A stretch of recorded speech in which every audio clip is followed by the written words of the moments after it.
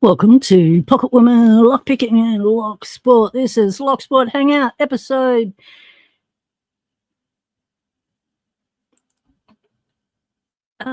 would that be 11 or 12? I think I may have put the wrong number. No, it's episode 12. Let's make it episode 12. G'day all. Welcome in. We're going to have some fun with locks. Yes, you can see some lockout, tag out locks here.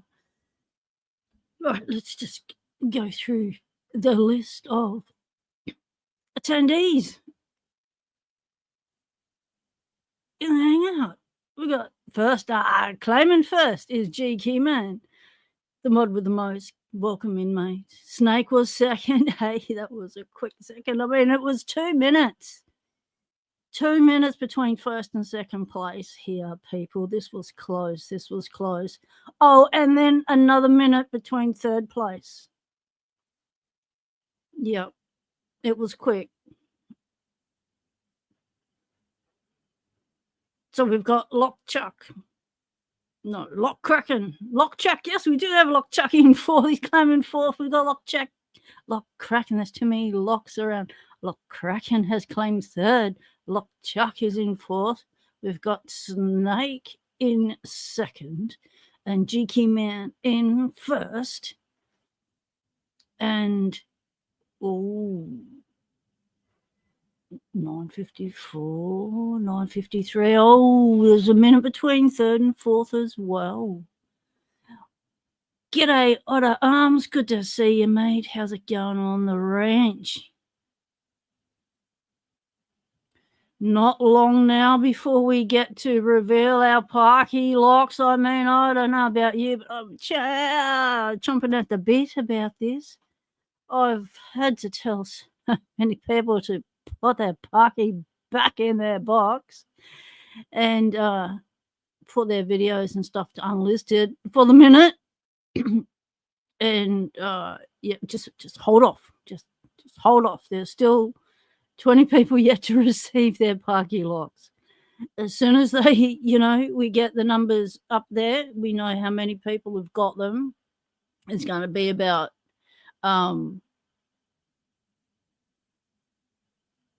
probably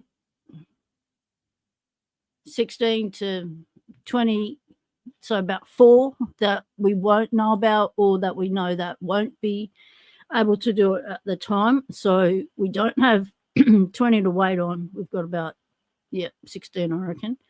So we're just waiting. So if you have received your parky lock, then go ahead and let me know about it. If you think you've already let me know about it in the last couple of weeks, well, then you need to let me know about it again because I've forgotten it. And now I'm writing a list so I don't forget it. And I'm checking it twice. I'm ticking you off my list, putting the old, what do you call it? The thing where is it? What's you know what that thing is? Yeah, highlighter. There it is. Thank you, brain, for catching up. There's only a few seconds delay between the brain and the mouth, so that's really good. So in fourth, we had Lockchuck. Then 50, we had Otter Arms. With 6 was Elijah Carney. G'day, mate. We've got the Aussies in. And we 6. We're up to 6. We're up to 6. 7 was Zoe the cat. Dilbert Alexander is back. You've got your phone back, mate. Oh, it sucks when your phone hits the deck and you got to wait for a replacement. Good to have you back, mate. So I've lost count now. 8, 9. Are we up to 10? Do we have 10 in? Have we had 10 in? Dean P, g'day, mate. 9th place claiming Dean. Okay, Dean is claiming the 9th. Zoe the cat meow, welcome in.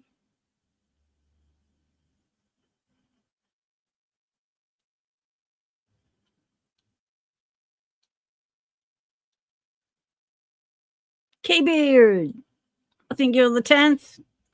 We just cracked 10. 10 g'days. Frick is the 11th g'day. Frick it. You've done it, Frick. You've cracked it. We're 11. Happy St. Paddy's Day, indeed. All g'day. Happy all those paddies that ain't like a day. St. Paddy's Day. Burger Day? No, it can't be Burger Day. It's not a patty, is it? You don't mean patty as in burger patty, do you? No. Something else. St. Patrick's. I got it. You call it Paddy's Day. Got it. It's Patrick's Day. Yeah, St. Patrick's Day. Young St. Patrick. Mate, he must be over the day by now. St. Burger Day. Indeed, Dean. Indeed. St. Burger Day.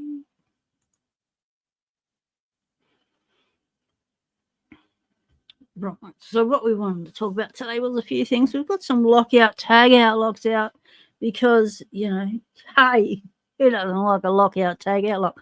Oh, we should do a sound check before we get into everything else after the g'days. Probably should have done a sound check before the g'days, but I figured you would have yelled at me by now. Sound check.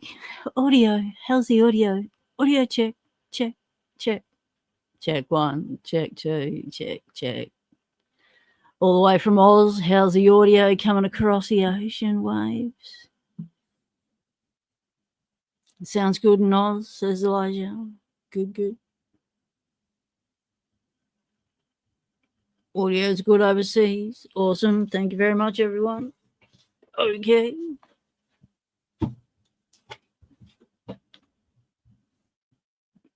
Spelling bad? All good. My spelling's been so bad I've had to use the phone. Oh.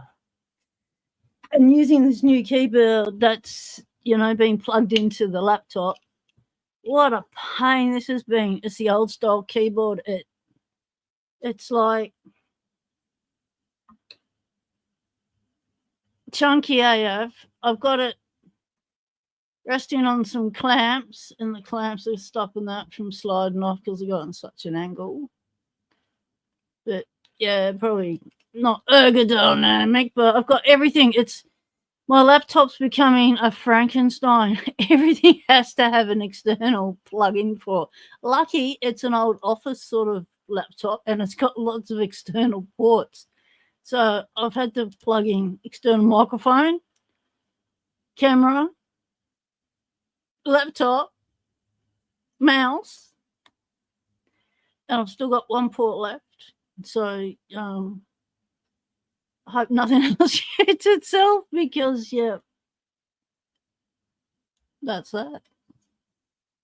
Been my life this week. Things not working. I tried to function yesterday. Well, that was a mistake. Should have just called that day gone and left and not hassled about it. Everything I tried to do didn't work out for some weird reason. Like, had to take my license in, right? To get it. Had to go to the physician, get it signed off on that, I'm safe to drive, and because of the medical conditions I've got. And and then I get to the counter and she goes, he hasn't ticked this box. I'm going, what? Haven't ticked this box. I'm going, I said, can I tick it?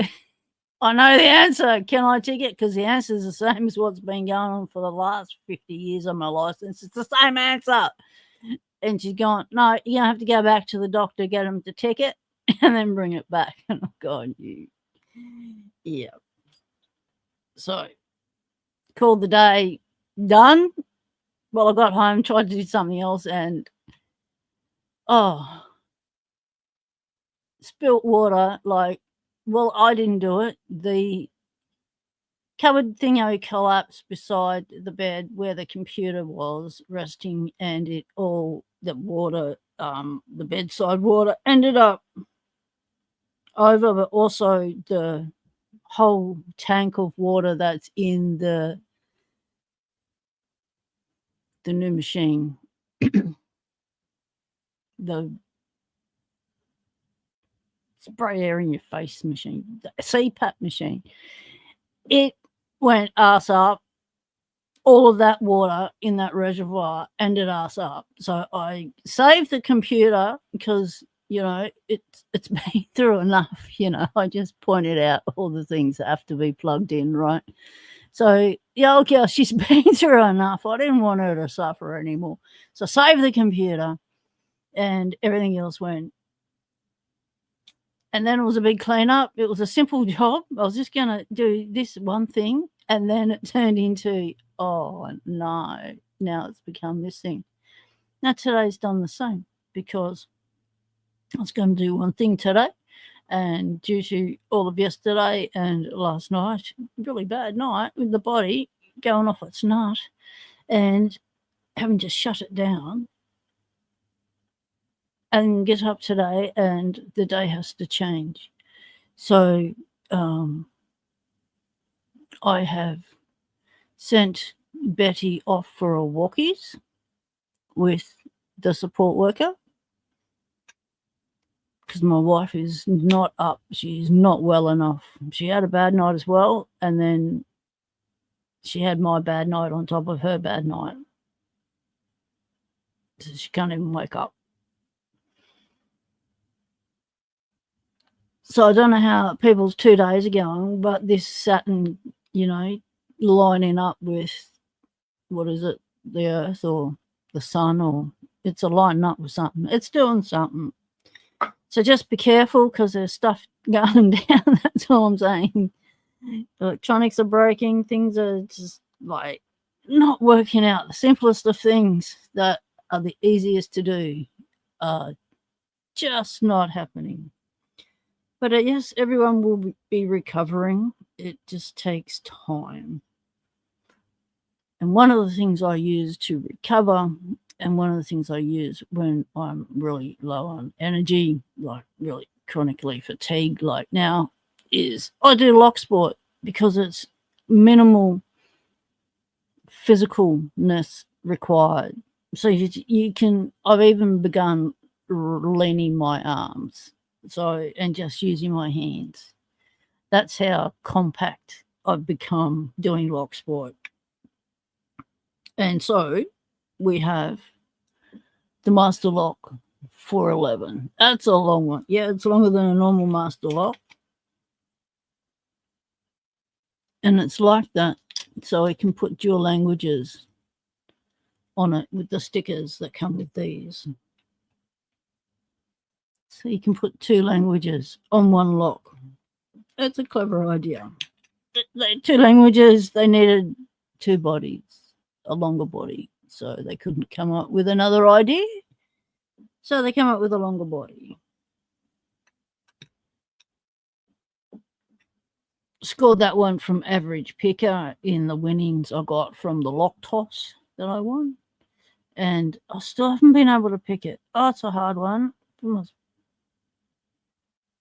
It's got an interesting keyway. So I'd be not interested to know what keyway that is. Come on.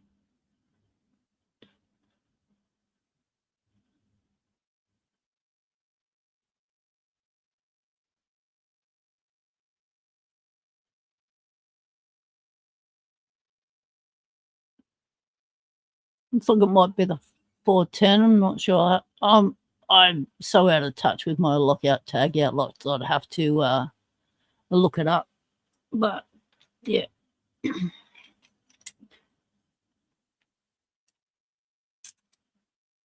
And that's the 401 keyway. That's the most common one you'll see today. So it's definitely not that one.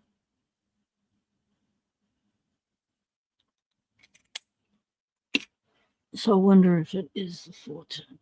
Let's find out. We've already had 2 shelf collapses, and I'm trying to grab my locks. I dropped it, and I had things just fall down and just crash all over the set. So I don't know what's happened under the covers. Everything just keeps landing on it. G'day, Charles Watts. Hey, Stu, welcome in, mate. Yes, feeling a little bit better now. I've got locks in my hands. Always feel better when I've got locks in my hands.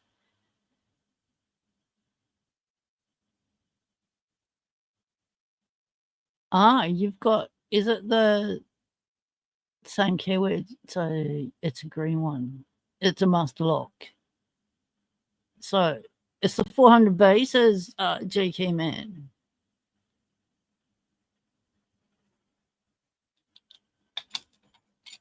Let's find out. That's the 410.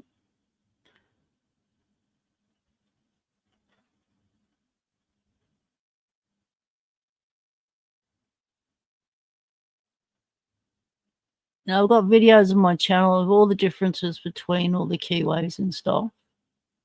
If you just want to check those out, it's on the What I Lock playlist, Pocket Women 1. And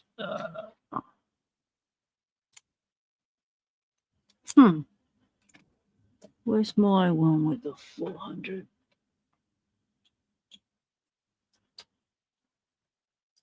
Whoa, don't slide, don't slide, don't fall, don't fall. Just stay. Yeah, that's the 400B. Now, today that has morphed into the 4000B. So the keyway has now changed. So if you've got a 400B, you know it's a keyway that's no longer in use. And that's the old one. So, come on.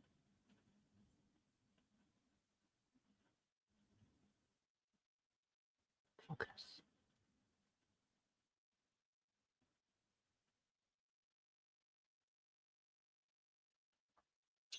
So where was that one? There we go.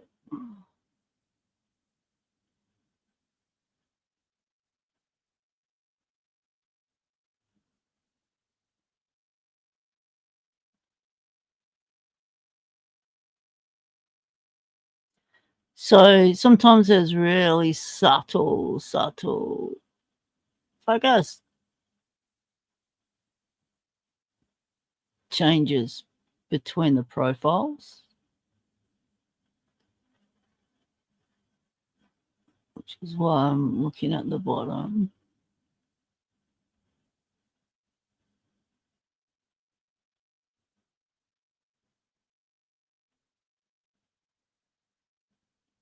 Yep, reckon they're the same. 400B, you cracked it. Geez, a good G-Man. Just ask me. Oh, I know. So yeah, that's a nice keyway. Because it's curvy and it looks nice. It looks like a nice keyway.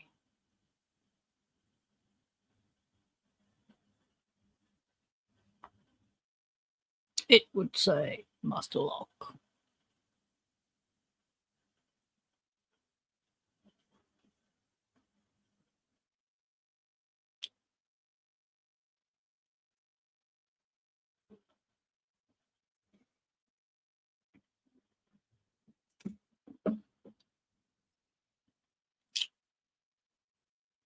And that's your standard 401.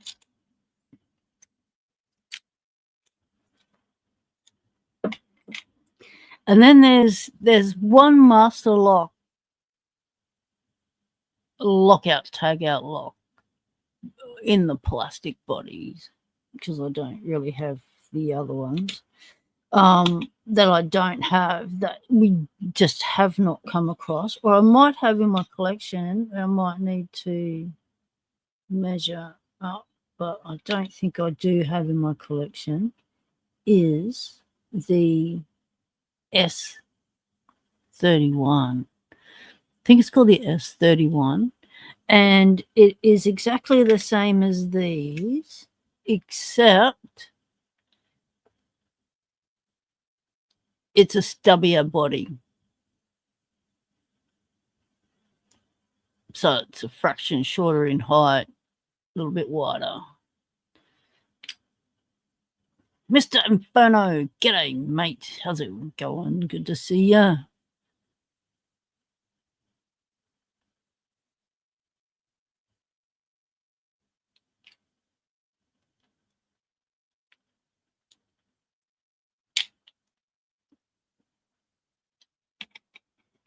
So I thought we might just reintroduce ourselves to why we like lockout, tagout locks. Think about that for a moment. Why do you like picking lockout, tagout locks? Why did, when you were a lock sporter, did you go, oh, I really want to get a lockout, tagout lock, try and pick it?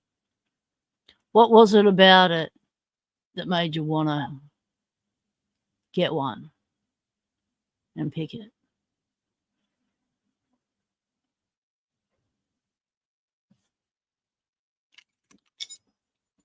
This one's the Avis. They're nasty. My nemesis, the 7440. Oh, Mike, this is the mean mother of a lock. It has sort of keyway. Look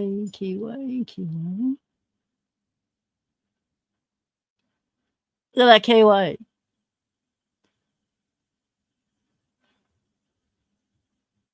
What? That's just rude.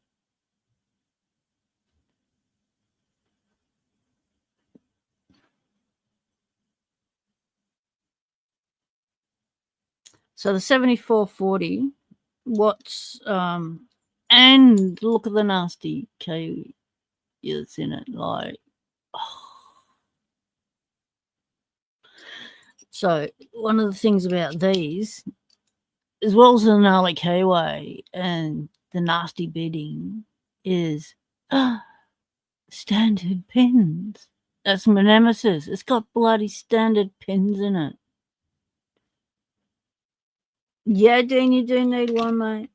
You do. So you've had to think about the question that I just posed to you. Well, I'm going to give you my answer, which will be quite similar to your answer, which is it's a milestone pick. If you can pick one of these, then you have reached a certain level in your picking skill. And it gives you the excitement to go on because it gives you a whole new feel for things. Because chances are you've gone straight from whatever you've been picking to, I want to pick a lockout, tagout lock because they've got spools or serrations in them. Spools. Normally it was all about the spools. In the old days, it was all about the spools. So the lockout, tagout lock was the favoured lock. And the cheapest we could get was the master lock. Because a lot of the time we couldn't get them unless you got them through a locksmith or you were a company that, used them on site. You could get them from the locksmith. So given that, when we finally got hold of, after a few years, I finally got hold of them and never looked back. They've become one of my favourite locks to pick because of all the feedback. G Keyman's been getting camera set up so you can record if you want to. G Keyman, we want you to. Do it. So, spools, they are fun to pick. However, for me, with my brain neurotypical diversity, I got addicted to them. I just wanted to pick everything that had a spool in it. I just love feeling that counter rotation, feeling that set pin, and the drop in. Hello, puppy. Hello. You've come back from your walk. Hello.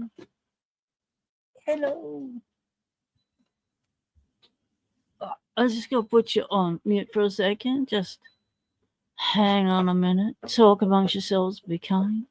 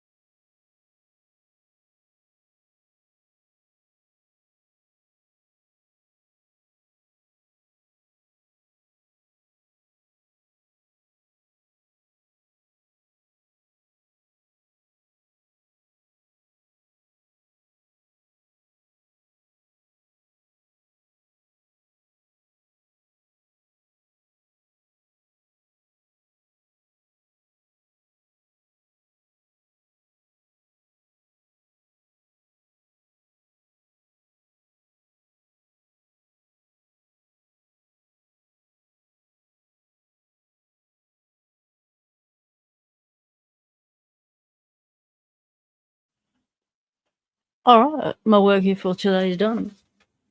Well, my work outside of Locksport is done. Well, it's not done as in my work, as in me having to think of other things other than locks.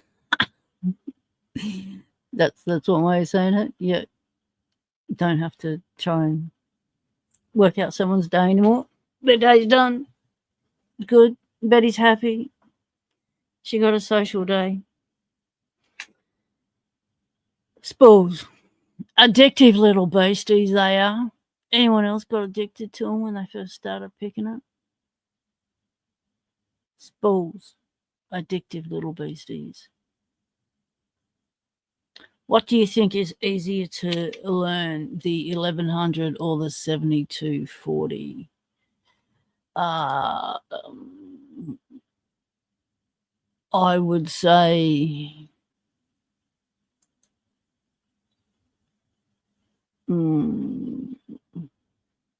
that's a tough one. I'd say the 7240, just because of the tensioning on it is a lot more forgiving. Finding the right tension for the American 1100s can do your head in. And the American 1100s, if you're picking the death out of it because the only 1100 you've got and that's what you're practicing on, you're going and you're going and you're going. You need to make sure that you change out those springs, because those springs in the American 1100s, they compress really easy and it really affects your ability to pick it. So I'd say every, what do you reckon, people? Every 15 pickings, change out the springs on them. Just give yourself half a chance of picking it. Because it took me a year of just a lot of trying to pick the 1100 I had. And it came to me as a, pick to death Locksporter's lock. And I tried to pick that. It was impossible. I had no feedback. You couldn't even feel the spools or the serrations in the pins. You couldn't feel them at all. There was nothing. And when I finally got that lock,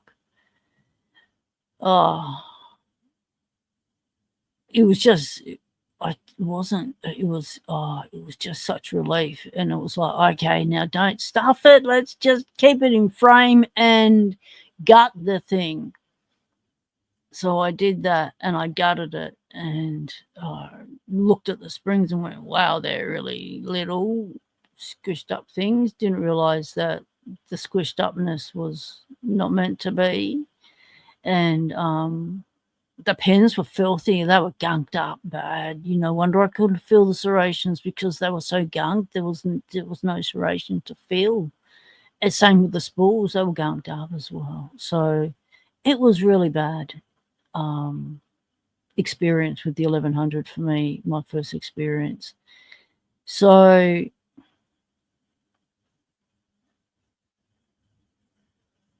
the springs in the 7240 are a lot more robust. They're a steel kind of spring, and yeah.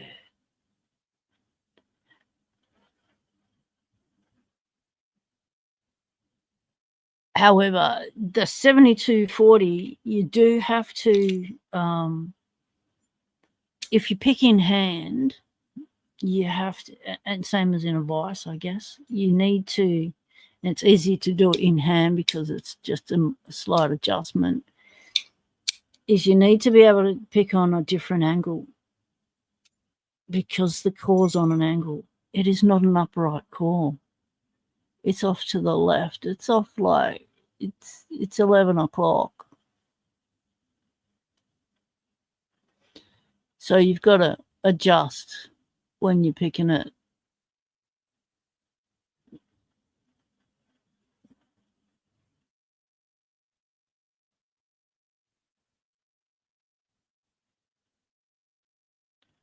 Frick says they practice a lot with the Masters 140, 150, was able to get your first 1100 in a couple of days. Oh, that is awesome. Ordered a handful of used ones for cheap. Oh, yeah. See, you can get that up there. Down here, they're like hen's teeth. Unless you win them or you get them in a trade, you don't see them. You can't just buy them here. You can pick maybe half of them for it. Nice. And the 7240, the pins are tiny, and the keyway is forgiving. Like, you just pick off that ledge quite easy. Yep, you got plenty of room. I've had the most success with the 7240 with bottom of the keyway tension. Whenever I've tried to pick it with top of the keyway, I can get it maybe once every 10th try. So bottom of the keyway, I can get it every second, third try. Yeah, pick what you find around you. Locksmiths will have used ones for cheap. Oh, okay.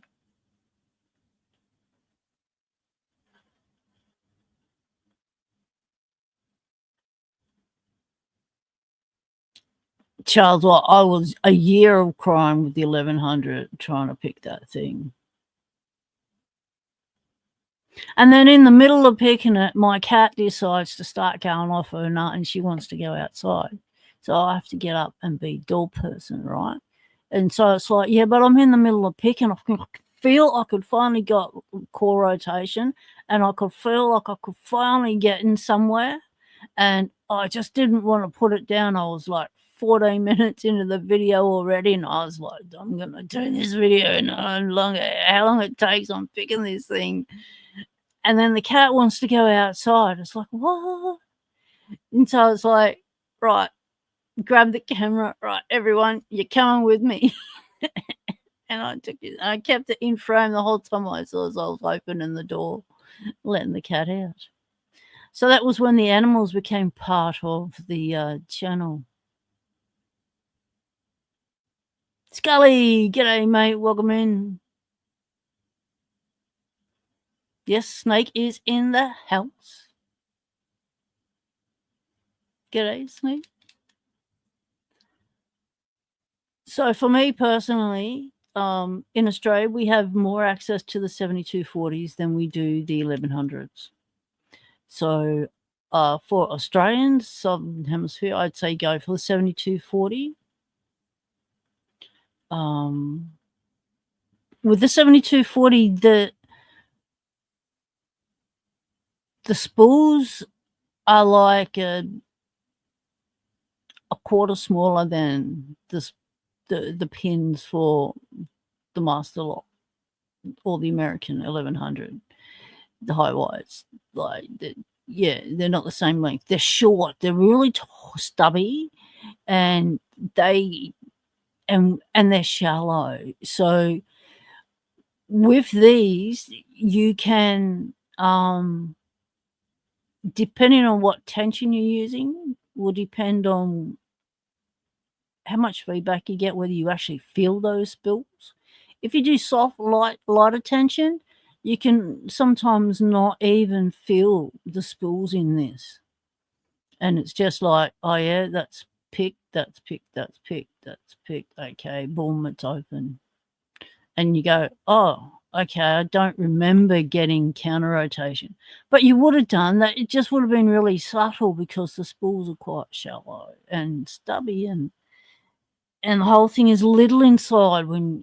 Same as the American 1100, it's little. And when you are gutting this, you can end up in some disasters because those springs, yes, they are steel, but they are quite well sprung.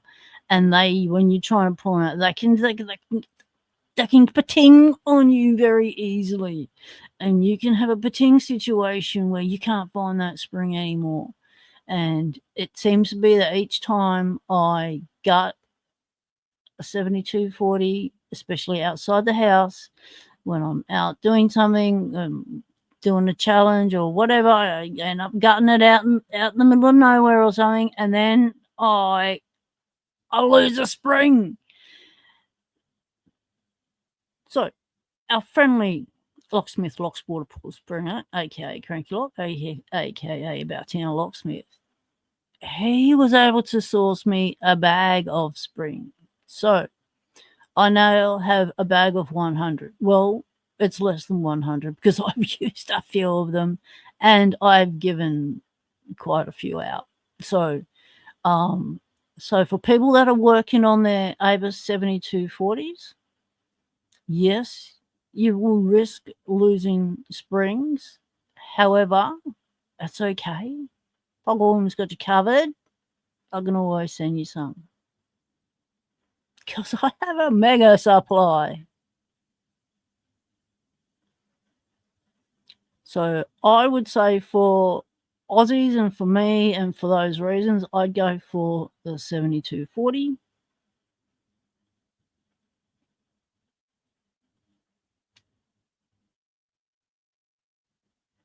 The colours are really nice, but so are the colours on the American 1100s. John Doe, sadly, you have to admit that you're here only to make others angry. Well, welcome in. G'day, Ground Frog. Welcome to the pond, mate. We're doing lockout, tagout locks at the moment. It's a lot of Lock Tuesday. Conky, g'day, good to see you. Welcome. So, question, John Doe, have you received your Parky padlock yet? I've got a list and I'm checking people off so that I can bring us closer to a release date.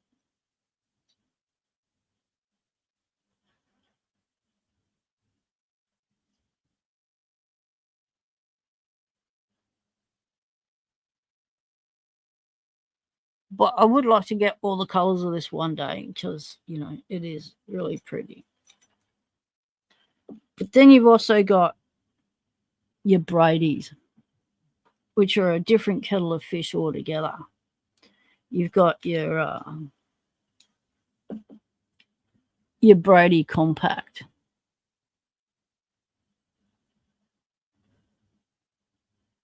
You sent me a Discord message when you got it. Yeah. Thank you. because can't go back through all the messages. I need a new message from people to say, yep, I got it. Because I didn't have a list back then when I wasn't able to do a list. So this is a Brady, but it's Abus. It's all made by Abus, but Brady is they make it. So there's two of them. The Abus Compact, smaller than your standard. So this would be your standard.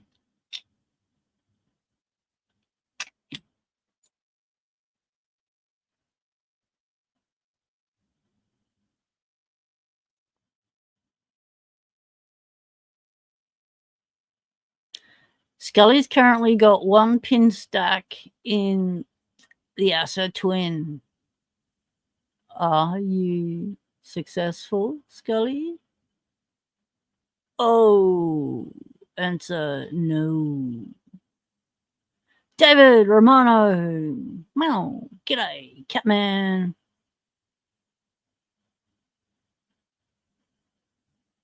Brady's version of a 7240 also uses a miniature version of the 888 Keyway. Ah, the Brady version of the 7240. Oh. The 888. So these can also come in the 888 Keyway.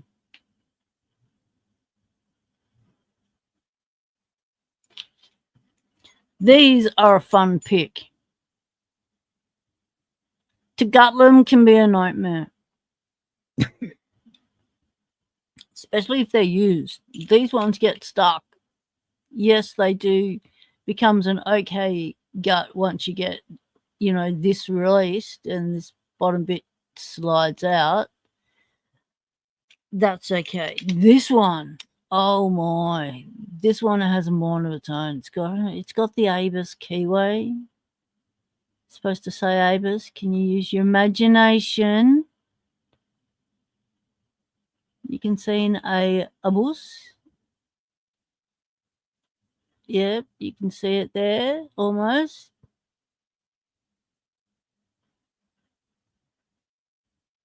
Get your imagination going.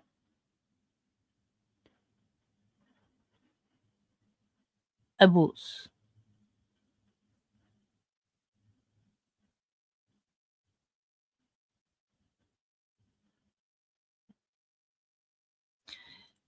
So this one, what a nightmare to gut.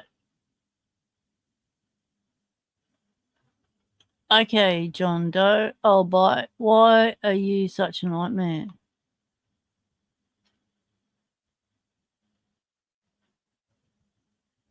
Yep, using your imaginations. You see it now. Yes. Well done. Yeah, you have to have on certain angles to get it. Especially that S is a little bit tricky on the imagination. But, it's there.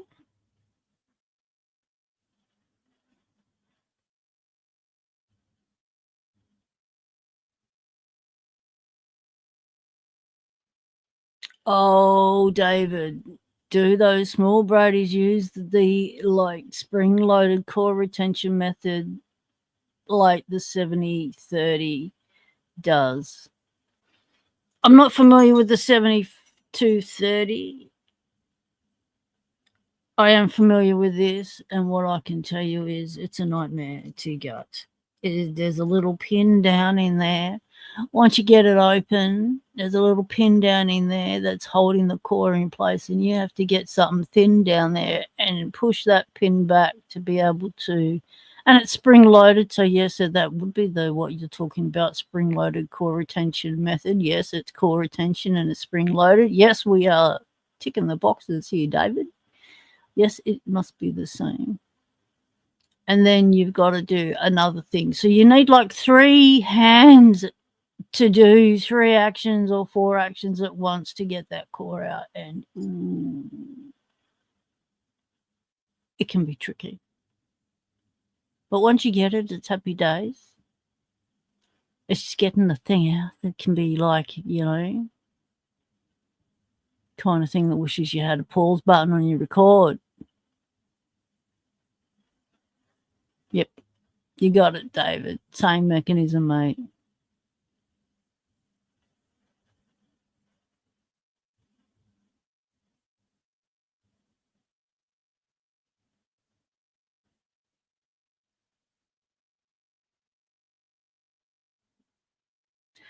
It's 5540 and the 5530? No. It's different. It's different, Frick.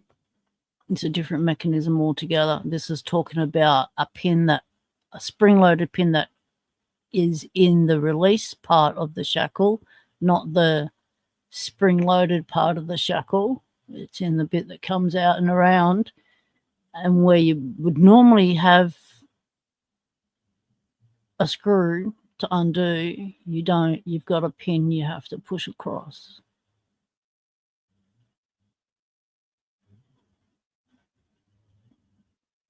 It's a royal pain. Yes, it is. So this is called the Brady Compact. Yeah. Oh, man, I made a cup of coffee and forgot it. Oh, it's going to be cold.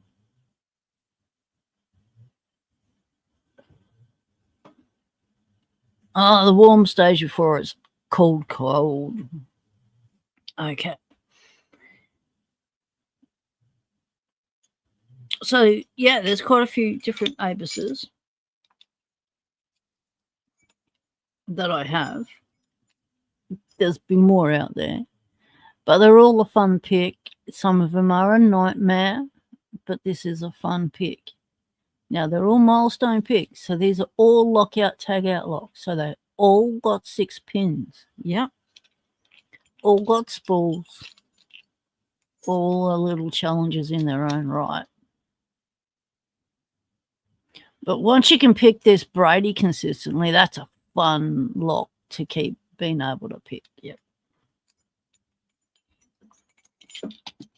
But watch out when you buy these secondhand, because some of the time they'll be master pinned.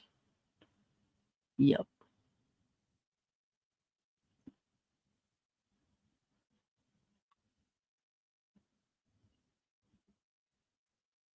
Dimple Abus, D6 profile. Yes, indeed.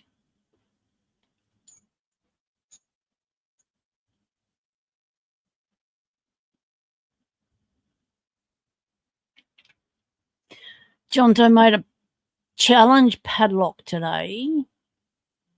Right. A Dimple Abus D6 profile challenge padlock. Oh, it was necessary to lock my Groot set into its case with 3 padlocks. Who can't pick the padlocks isn't worthy to have a go on the set. Ah, good challenge. Good challenge. 7230? Yes, there is a 7230.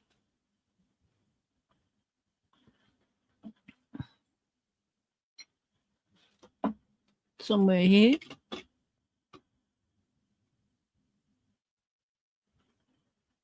No, not there. Oh.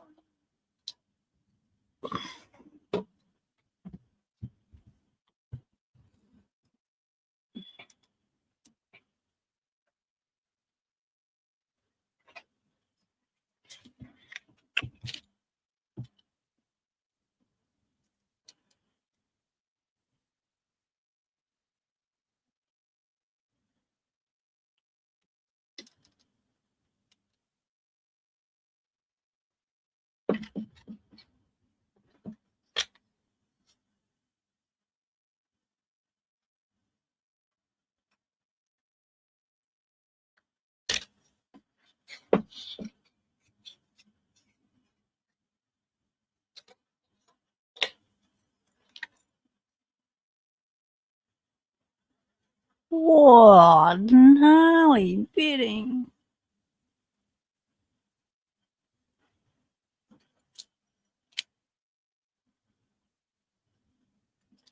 Not sprung. No, no spring on the call either. So it would be a nice little lock to learn to pick nasty bidding.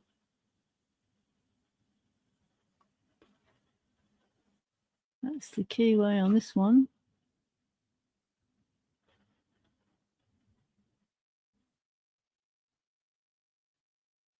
Yeah, it's very nice. Very, very nice.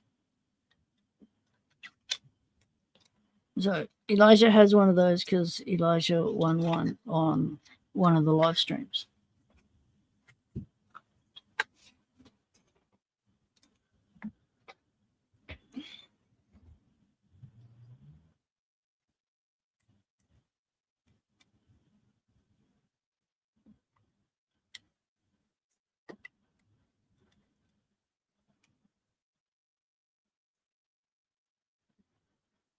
So I have these other ones. So we'll just move these ones out of the way.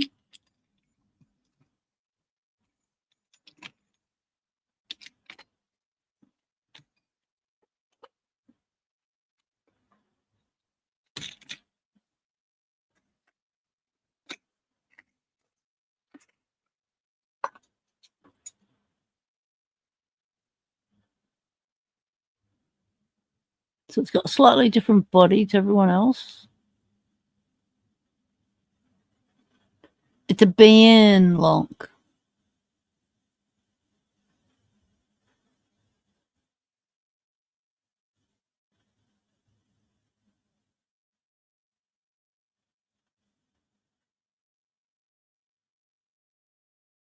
It's its ID number.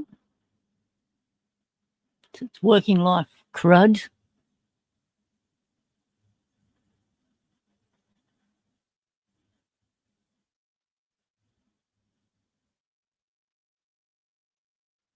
United Kingdom lock.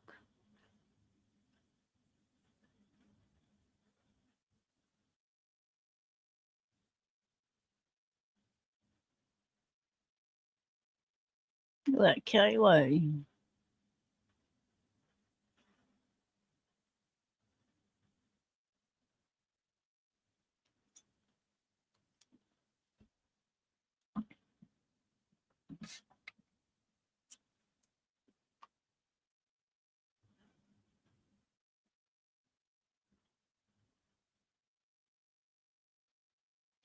It's like you drive a train down there.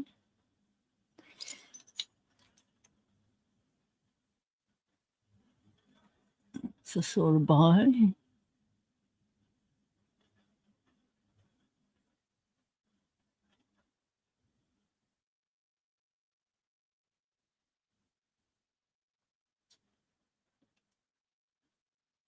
It's bidding.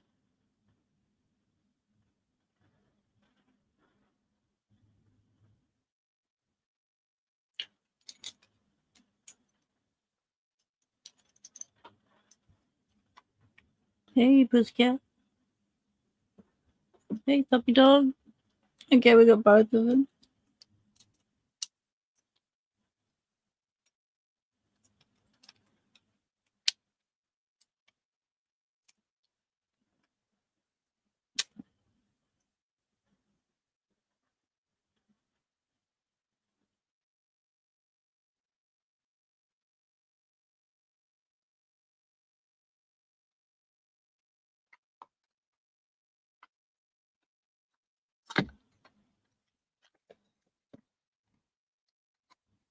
So I wanted to show you the boxes that they actually also come in.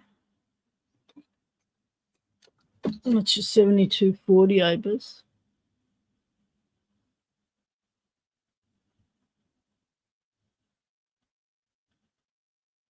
I guess you mongrel.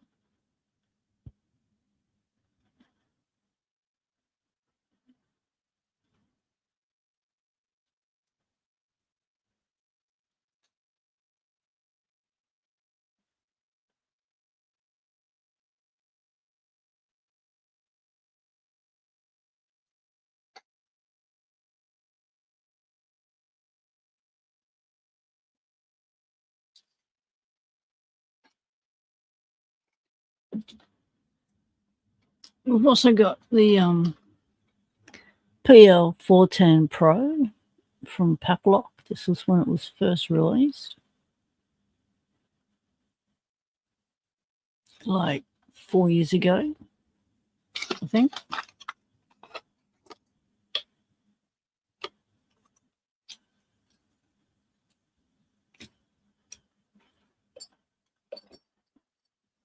Hang on a sec. Got to mute you. I'll be back in a moment. Talk amongst yourselves. Be kind.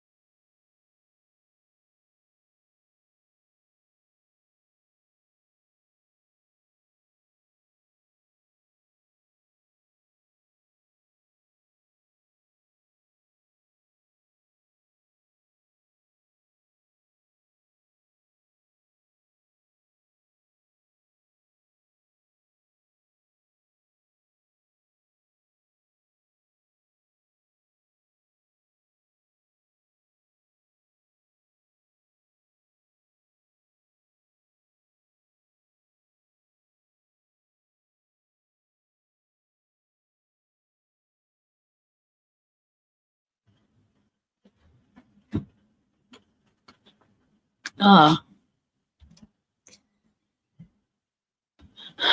apologies for the intermission. Just found out that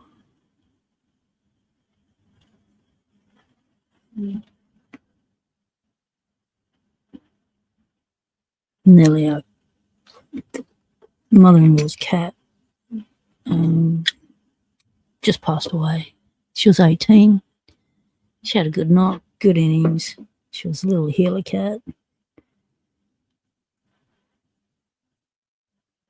Yeah, we got to go see her yesterday, but because I was so sick, I couldn't stay very long. But we got to have pats and say our goodbyes yesterday.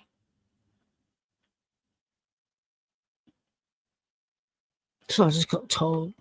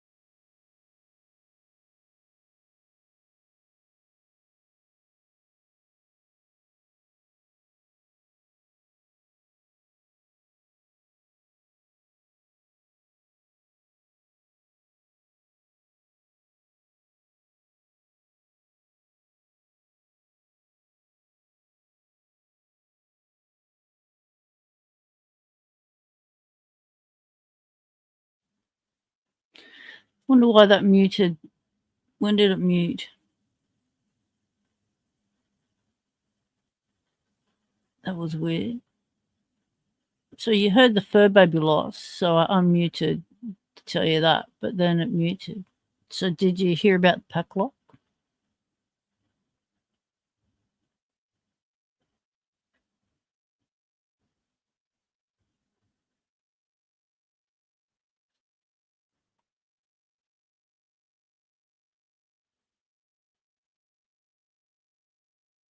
Huh.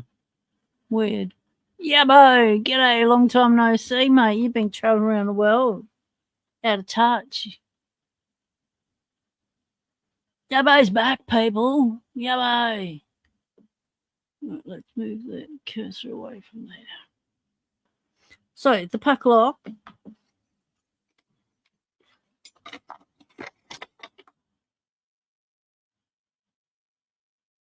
So I got this pack lock 3 weeks after it was released. And I was the first in Australia to do a public pick on it.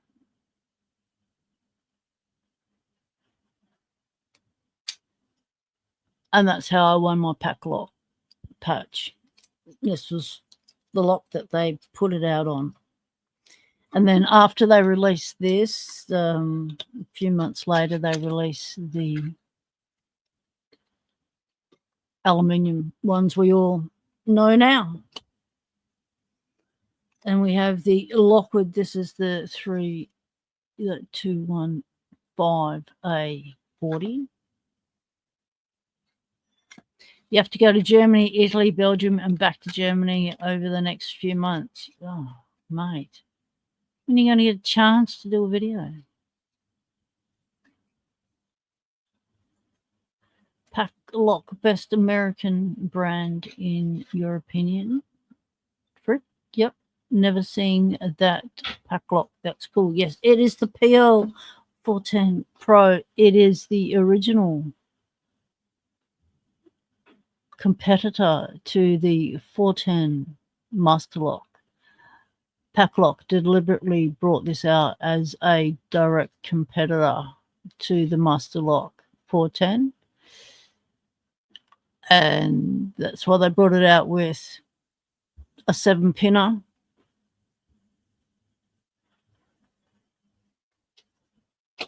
So this one's the Lockwood 215. There's also the 214. The difference is there's a difference core and a thinner shackle.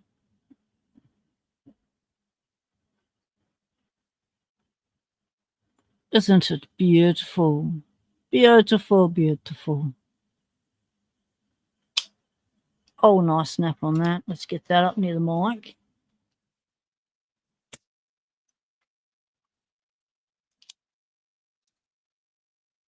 Yeah, never been able to pick it. Should try with the leashy now that I can use the leashy most of the time. Yeah, oh yeah, you need a Lockwood. There's two of these. There's the 214A and the 215A. You need them both. But you need deep pockets, mate. Deep pockets. In Australia, these are $98 each. And that is without stuff on top from the locksmith.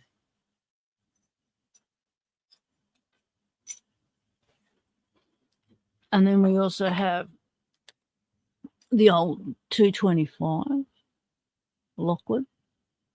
And these used to be used as lockout tagout locks back in the day. Oh, yeah, that's real expensive, mate. But if you're in America, you just halve that because our exchange rate to your dollar is like 60 cents or something. So make it, yeah, 60 odd dollars.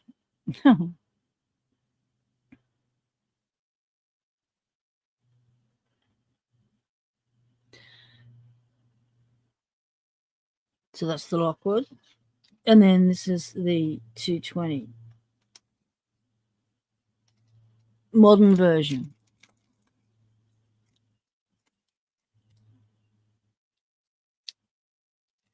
So it's still the same, still extrusion, the same extrusion. The faceplate is different. The faceplate, they've made it plastic instead of metal. So it's a hard plastic, which really makes it awkward when you're trying to rekey these or fix them, because you can easily snap those legs off the plastic, whereas on the metal one, you had half a chance of getting it off without snapping something. Yep. Expensive, mate. Yep, it is indeed. Yeah, real dear. Totally.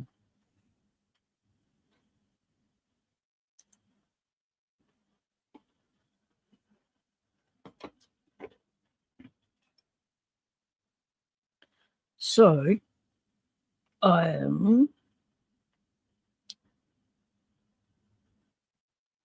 so all this variety of locks, colors, body shapes, types, metals, keys. Most of them are 6-pinners because of occupational health and safety laws. They have to meet a certain standard, which is why Master Lock, have to lift their game and make a decent lockout, tag out lock.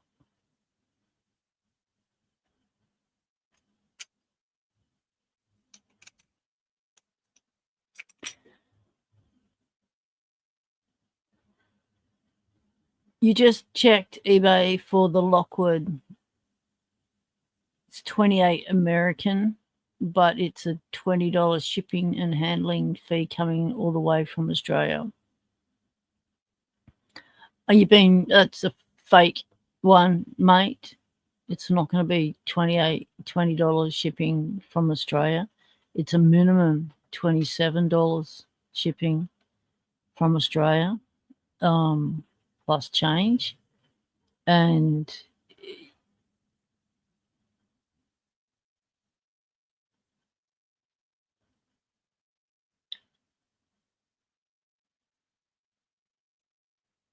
$28 American, what's that? Well, someone's selling that real cheap, and that would be a good deal. If they were selling it, they're undercutting the cost of the lock by heaps and the cost of postage. So if they're prepared to take that sort of a hit to get rid of a lock and to get some money, well, have at it, go for it. But I would look into them first before I handed over any money. Find out if they're fair income.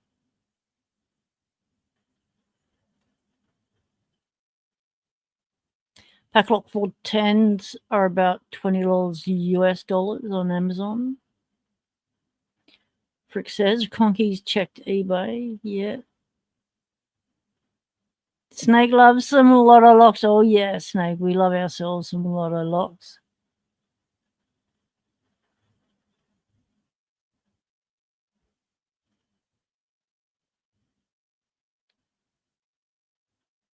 The Packlock 410s. Thank you. I'll keep that in mind. Thanks, Frick. I'll put that on screen so I can remember to keep that in mind. So Frick says, if you ever want some more Packlock 410s, P-dubs, I can ship some to Lady Locks to ship to me. Awesome. Okay, Yabo's done the math. It's 28 US dollars is 44 Australian dollars at the moment. But that can change each day with the downing of the Australian dollar. You're off, John Doe. Okay, catch you later, mate. Enjoy the rest of your day, night, afternoon, morning.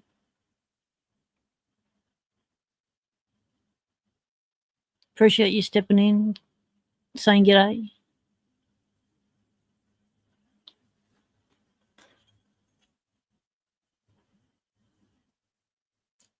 And this one is just a, this one came from England as well, I reckon. Because I've got an older version of this that I did that I couldn't read the thing on and I could pull apart. So this was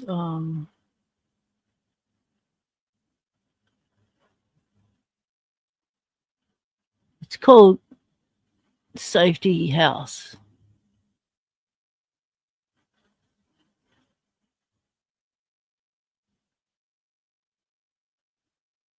But this is only like it is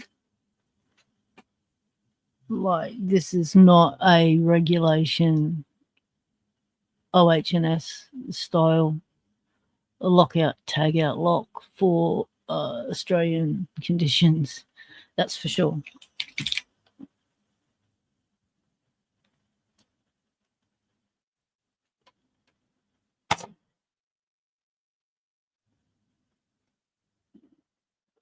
For it says $10 US for Master 410s. Not seeing any pack lock 410s on eBay. Yep.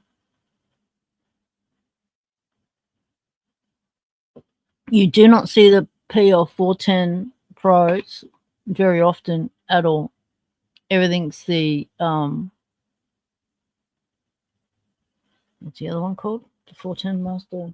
The let me just get it. It's okay, puppy. I'm not going to tread on you. I'm not stepping back. Stepping forward.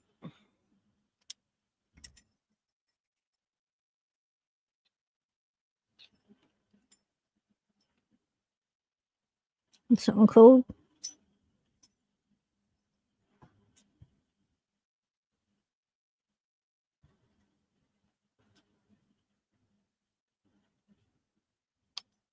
I can't think of the name of these. What are these called? I think they're just the pack lock. I don't think they have a number, do they? Yeah, they do.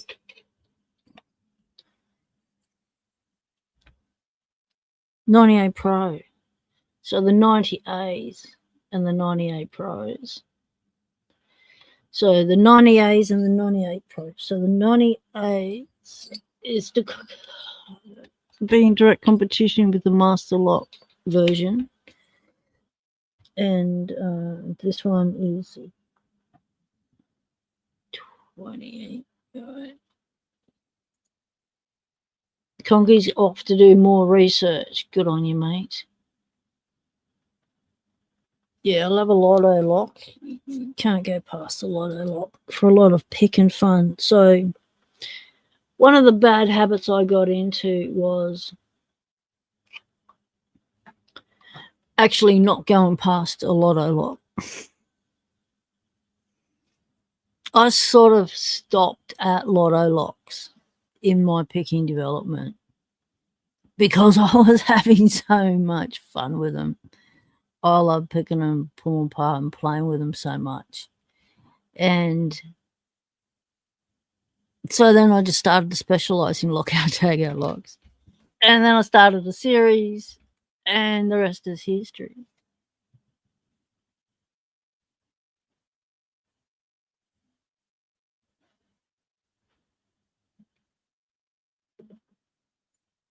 But I can never pick that one.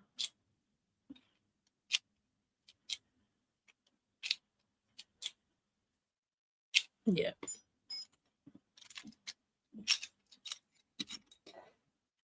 And there's lots more Lotto locks that I don't have. And there's older Lotto locks as well that I have not shown you that I like.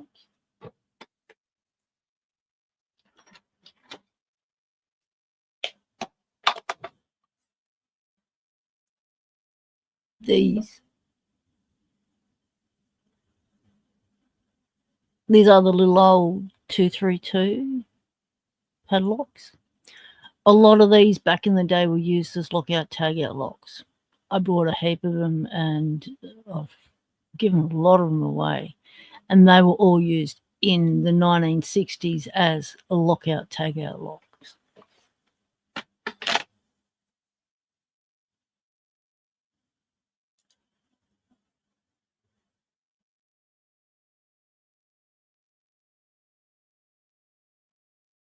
So you can buy just the cores for it from Amazon for the 98 Pros.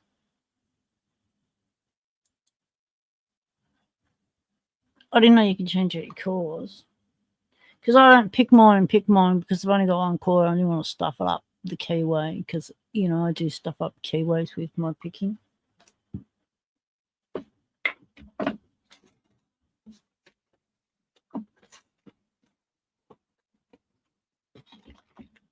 The only thing I got with lots of cores is this pack lot, which is the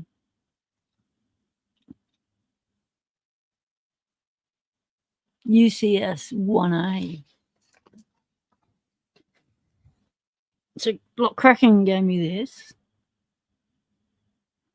And Mrs. Kraken. Look at us.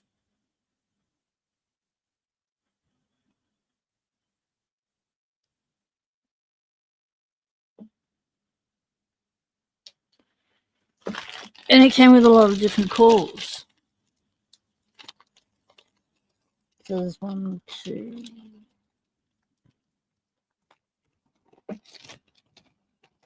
3 calls, 3 extra calls to play with on this. So how cool is that? You have to replace pins, you just replace the calls. It's in and out, really simple when you're practicing.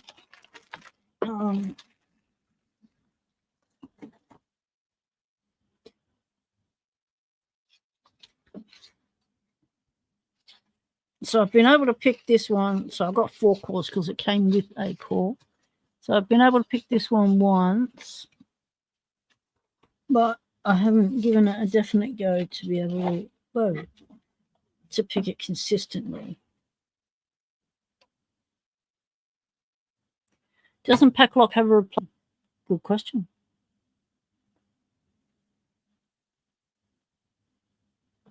Freak says it's from Packlock, but a hidden item not in their Amazon storefront. Oh, you've got a back door into Amazon. Amazon's got backdoor shelf items.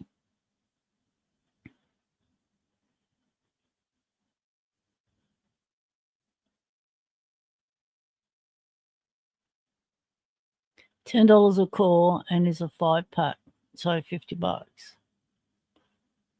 Is that a good price? How much is an actual lock? How much is the whole lock?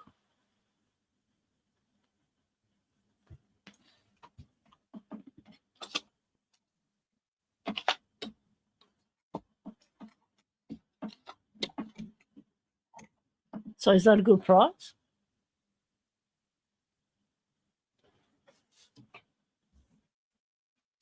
Grouchy Lenny, g'day mate, welcome in. Just been talking lockout, tag out locks. I'm about to keep hitting the camera to put my locks back up on the shelf.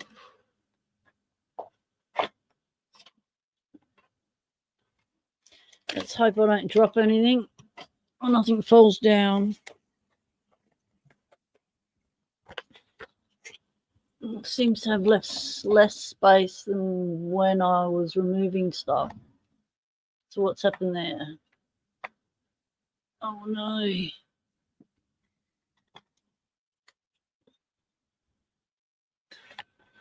This isn't going to work. Things are just going to fall. They're not level. I'm going to have to reevaluate the situation on the top shelf.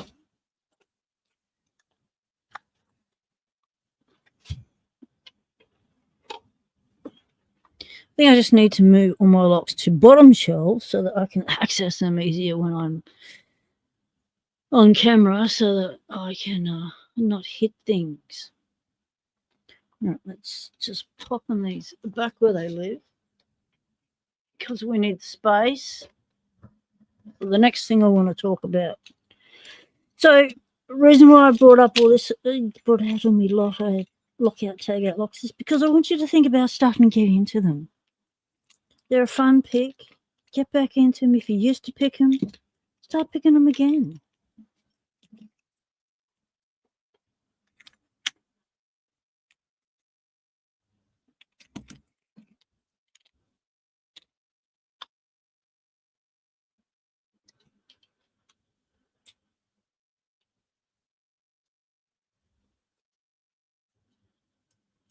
Uh-oh. Maybe I'm creating too tall a tower. This could be a lotto lock collapse here. I've only got limited space. Have to be careful where I put things and stuff. Why is there some loose keys there? Where do you belong? Who have you come from? Oh, you belong there. Okay, good.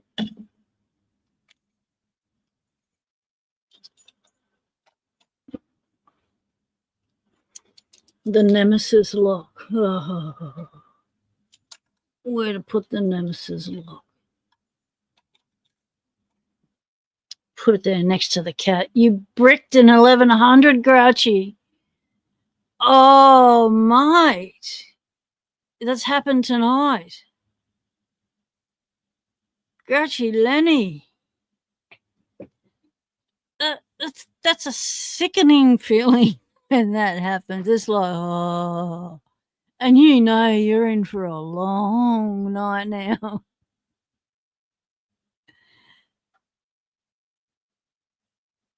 Oh dear. Not the 1100. So there is, depends on how you bricked it, what you've done. There is a way to recover. Do you know about the recovery ways? Do you know how to recover a bricked lock? Because we have some experts in the chat on how to recover a brick lock.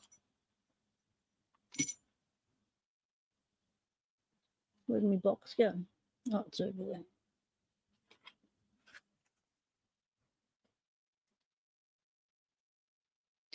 Gradually, you're going to try and pick the driver pins back down into the Bible and shim, but need to cool down first. Oh, yeah. Yeah. So, exactly, calm heads will think your way through this puzzle, because that's where what it is. You've just created a tougher puzzle to get through. So, you just need to puzzle it, approach it with a clear mind, not coming through the amygdala. You don't want the emotions attached. You want all your stuff coming through the frontal cortex because you want to be able to think it through. Use that critical thinking.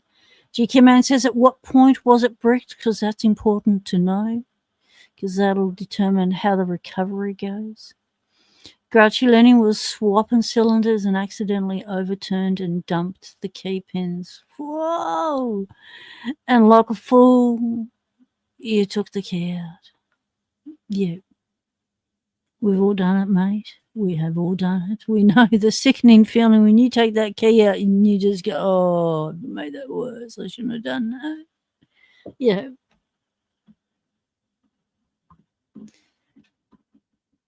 So at the moment, don't do anything until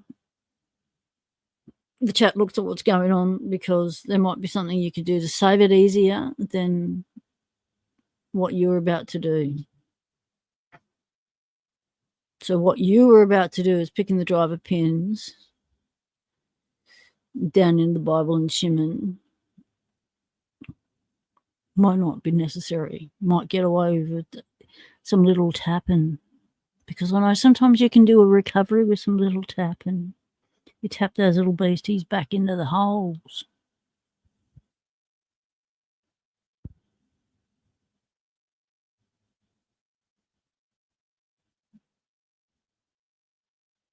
But everything is recoverable.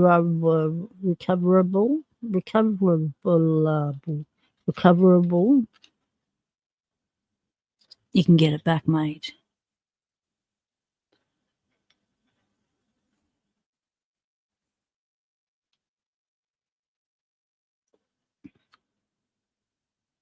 Okay, Frick says you should be able to lift. Turn the core using the back of a pick to lift the driver pins.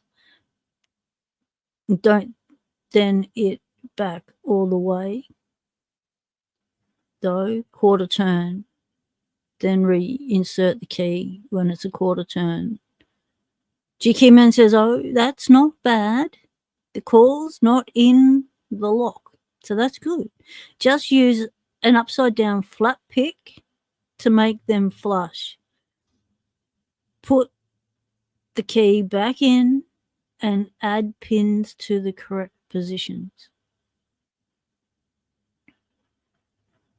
Keith O'Reilly, g'day, mate. How's it going? Good to see you.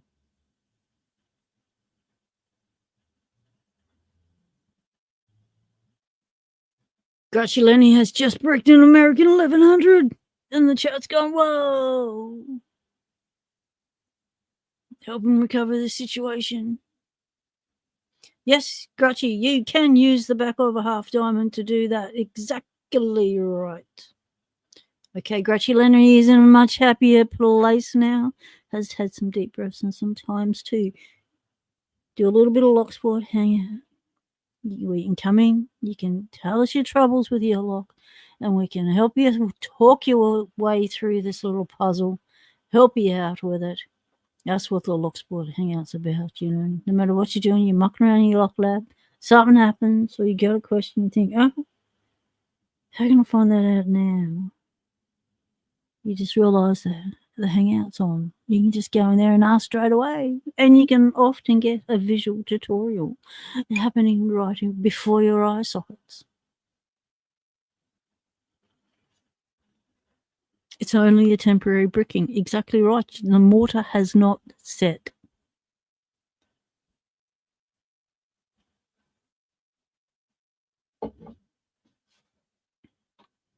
Right. Now, let's grab the next thing.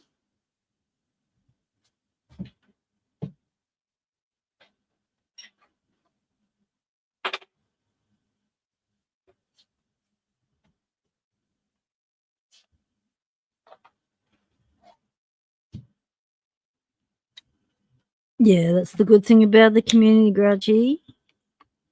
Instant answers, instant responses, instant problem sorted. All the things to sort the problem are on the way.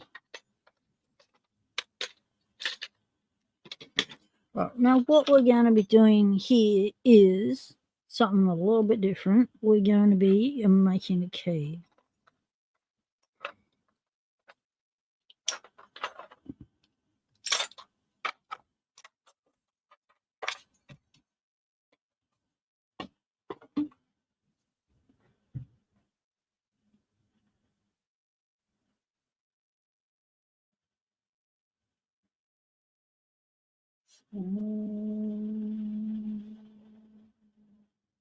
So that's a 5-pin lock,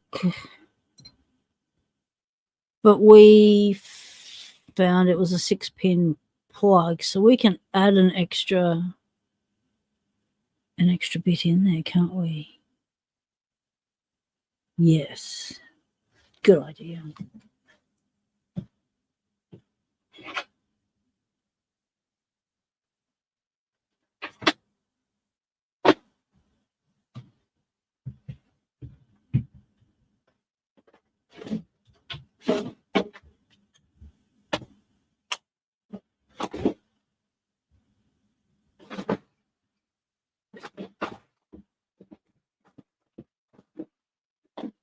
Whoa.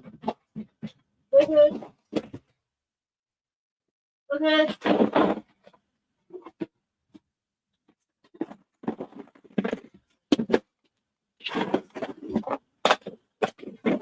So I'm going to use a particular method to do this.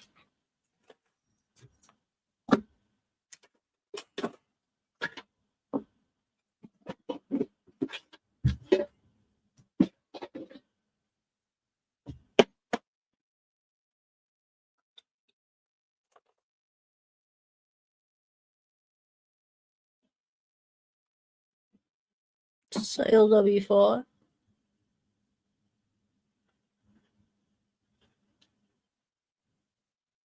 Yep. G'day, Matt's Log Shop. Welcome to the Log Pond.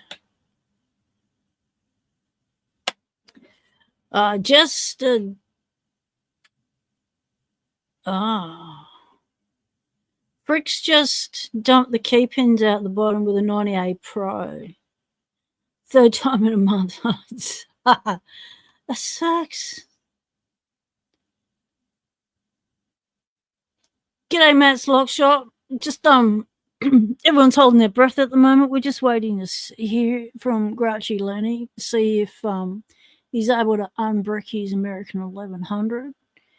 We just reckon it's a temporary bricking. The mortar hasn't set on it, so we're just waiting to see if the solutions that were given in chat are able to be successfully applied.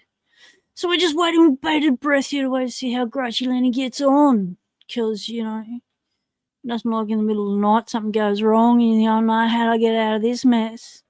Luckily, Locksport Hangout's on. You can just come and hang out and find out. Awesome. All when a plan comes together.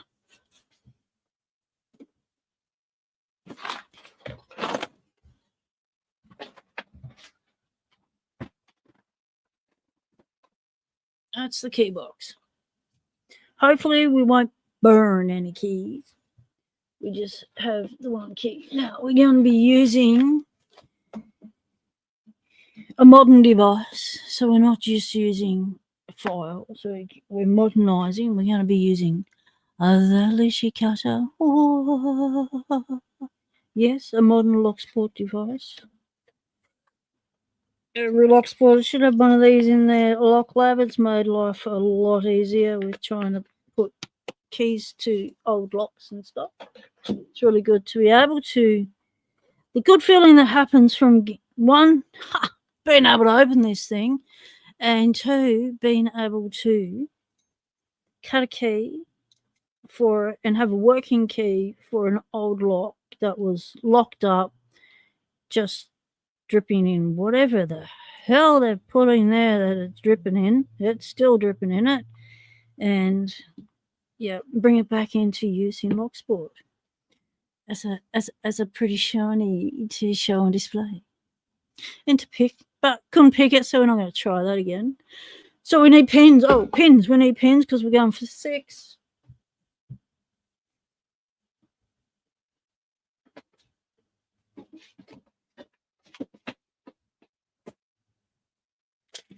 All right, we've got the pins.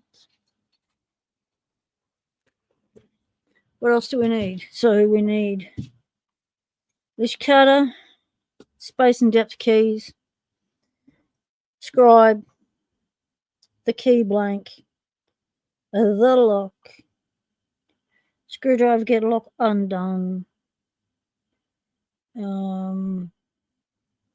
files. We need the files.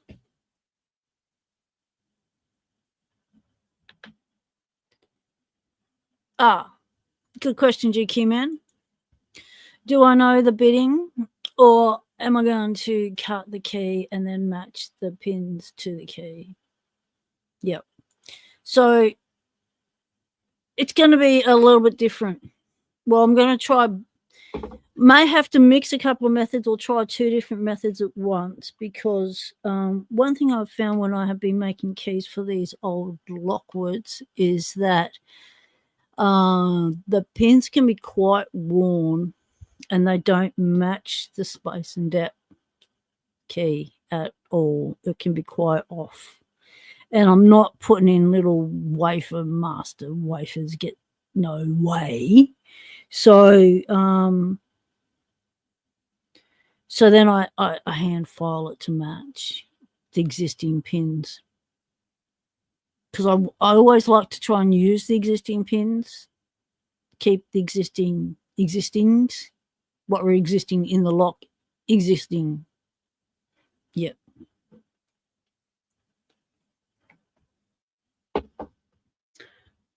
So if that's the case, then we change our method and then we go by, well, initially the core method. So the core method is you still use your space and depth keys, but you use it with each pin and you see how much each pin is off the original cut.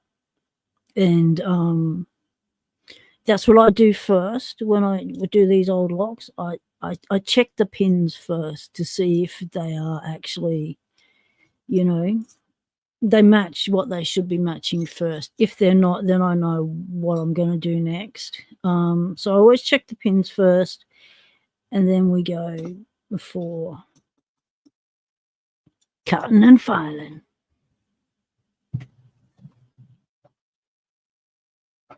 Yeah.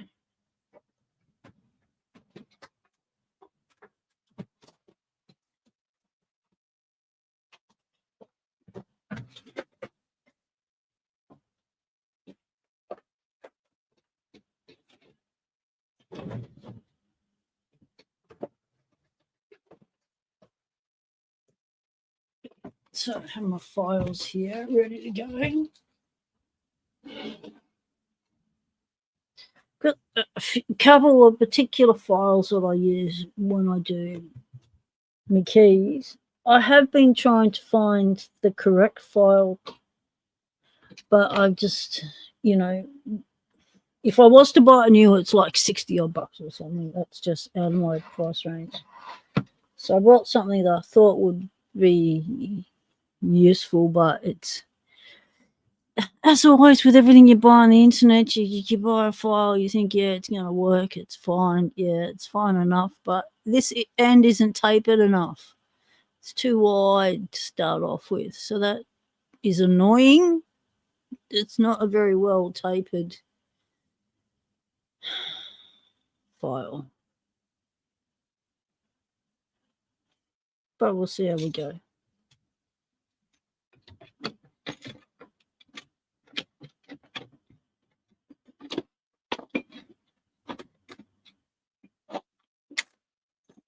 So I'm still looking for my preferred file. How many blanks do I have? Yeah, I've got a fair few.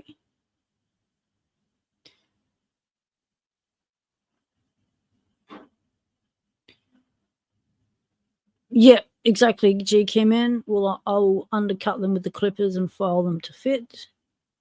That's right. So we're just going to have a look in the file box.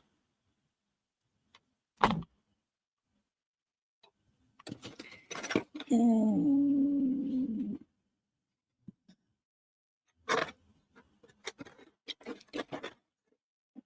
haven't been able to find my favourite file. I don't know where it is. I took it away with me and now I can't find it. And that's a really annoying thing to happen, is to lose your favourite file that you use all the time.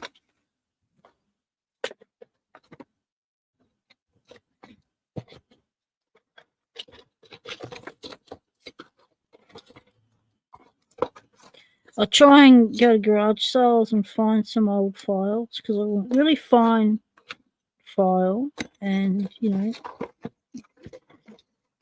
particular kinds.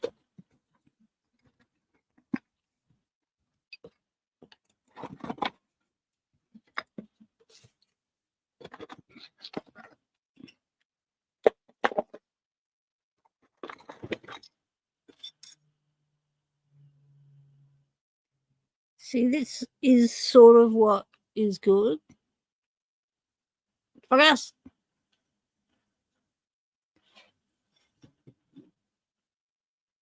Is this one? It's nice and fine. It's not the one I want. One I want is finer than this, especially on the sides, because it's the sides. It's the width of that we're after, because that gives us our base of our cut. So I had a particular file that had a good width, had a good file teeth ratio, whatever you call it. And now do you think I can find it?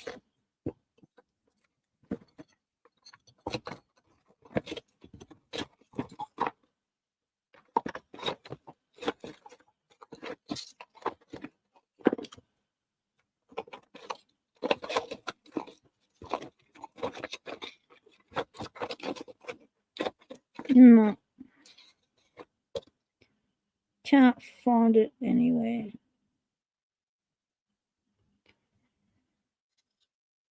So that's a hassle. Now I have to go to plan B and get a different ones out.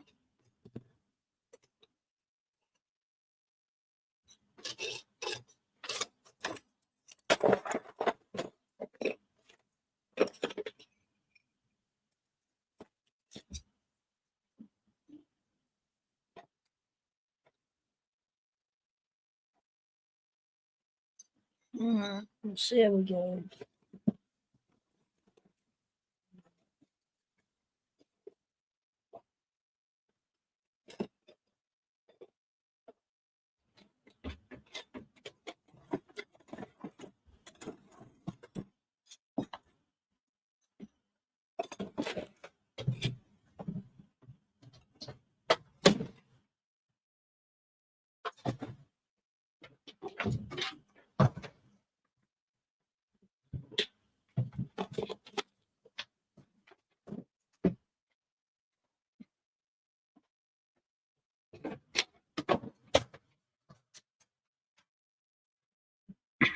It took me ages to find it.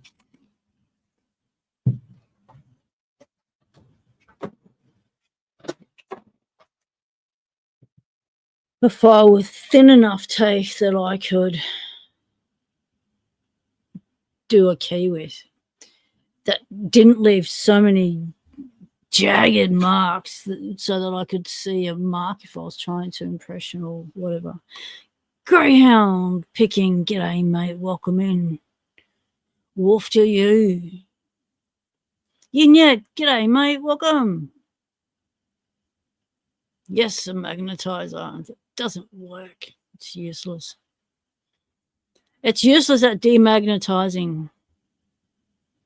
Oh yeah, you'd be surprised what I got in my closet, Yin Yet. Right, now we're gonna pick out where did we nick that spring that we lost? Where did we nick the spare one from? What did we nick it from?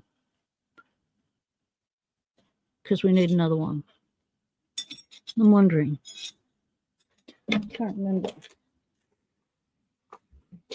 It was in here, wasn't it? Oh, we shouldn't really put this on an unstable surface because, you know, you don't want to lose your pins. You don't want the box to tip or whatever on you. That would be not nice. Not nice at all. Right. We're going in. Let's have a look.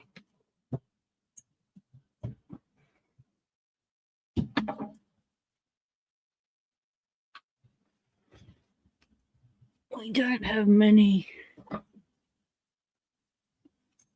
tweezers.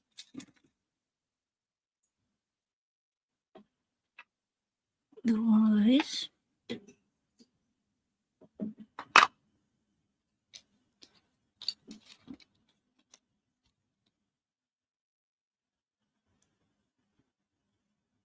So they're still pins. Excuse us. Choking on dust. Got to dust the lock lab. So they're still pins. So they would be good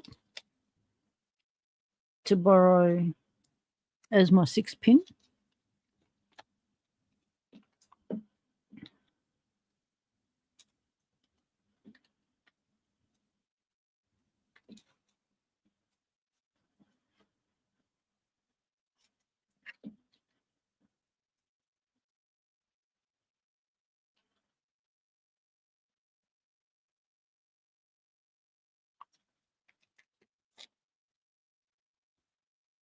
Yeah. We don't have to. We got a supply of them. Now, these are the pins for the 570 ovals, but I reckon we might get away with it.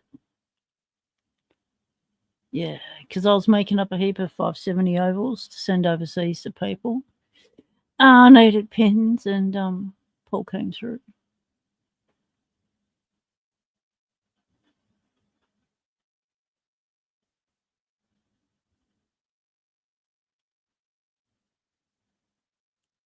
That's very cool. GK Man's got a multi-container full of assorted pins, tail pieces, screws, even the tiny construction balls. Yeah, mate, and springs. I collect. Okay, don't throw no little part out. of any lock that has died. Yep. Happy St. Patrick's Day, everyone. It's not Paddy's Day. It's not a burger day. Don't get confused because there can be confusion with interchange of the name.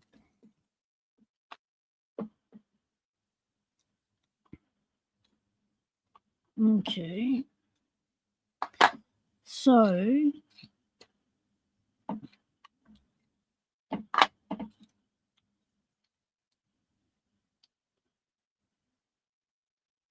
did we use an Avis spring?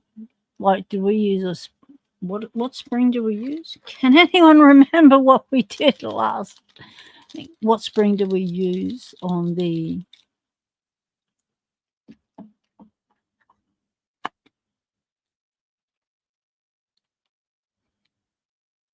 in the padlock? I think it was an Avis one, perhaps. Do you think we used an Avis one? Oh, that's a good price, GQ man. $1. Good score.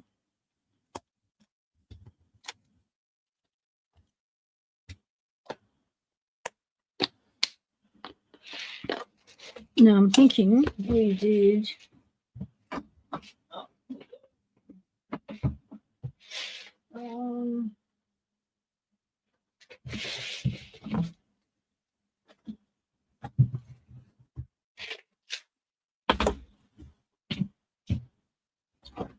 Did we actually? Ow, ow, ow, ow. All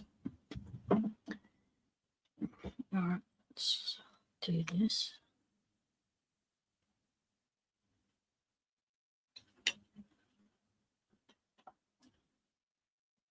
Jeez. Getting into containers. It looks like a hinge. Oh, yeah. All right.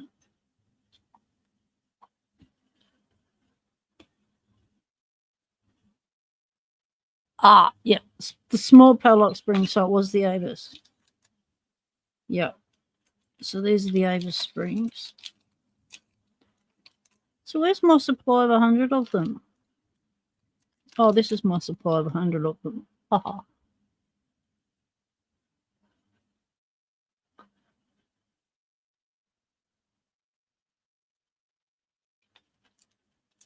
All right, cool.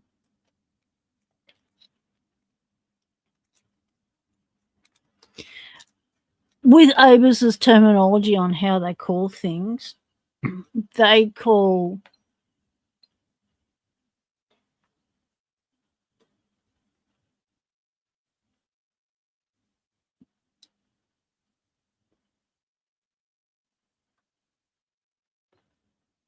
focus.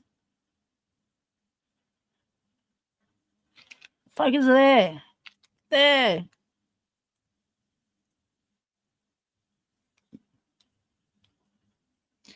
They call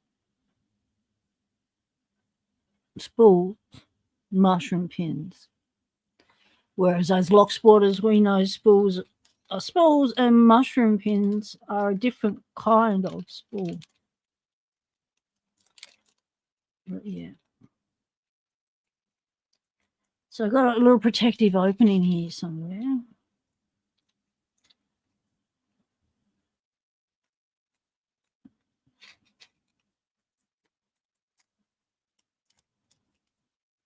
Because you don't want to lose all your spring. Because I did say, remember I said about these 7240 springs? They're springy.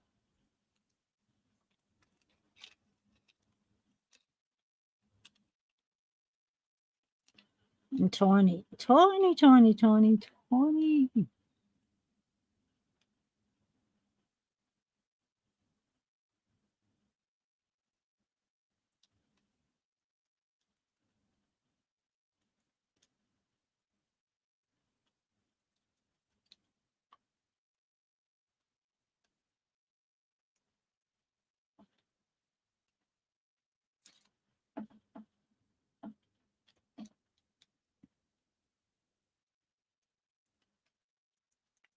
Get back in there.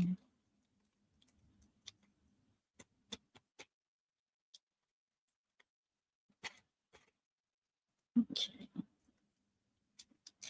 Put the sticky back on.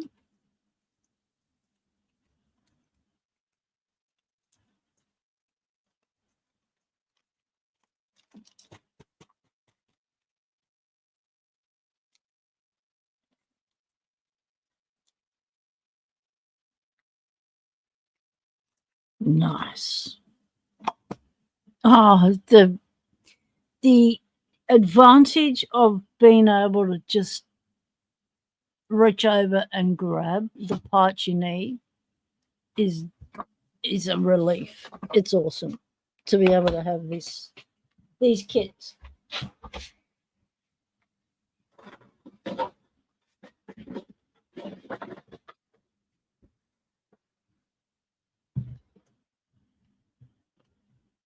So the first pinning kit that I ever had, I made up myself from old parts and stuff of locks, and then I made up a pinning kit, so I could just have a place I could easily go to, grab, and do that sort of stuff. Oh, I just put that back with the spring tucked in the back where the hinge was. Did anyone else notice what I just did then?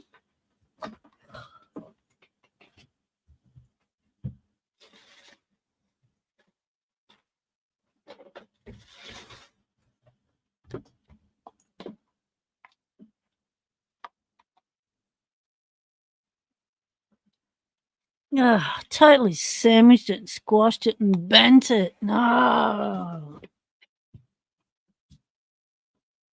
Squished it in the hinge. Have I damaged it?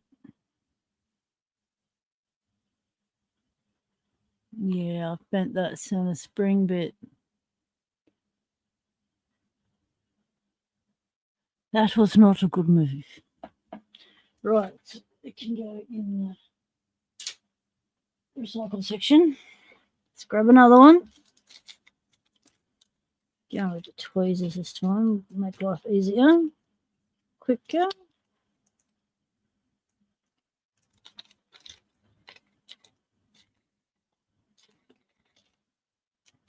We can grab one. Let it go.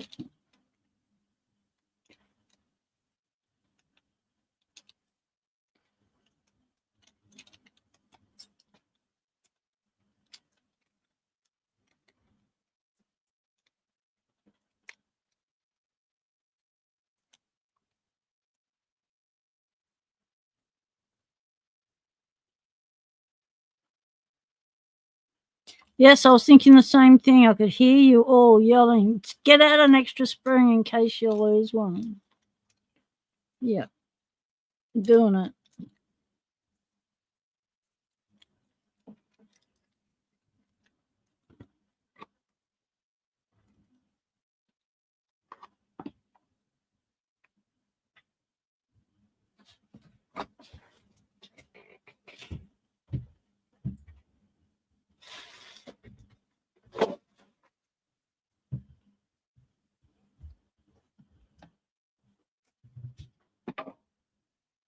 It is totally making me work for it, Yin Yet.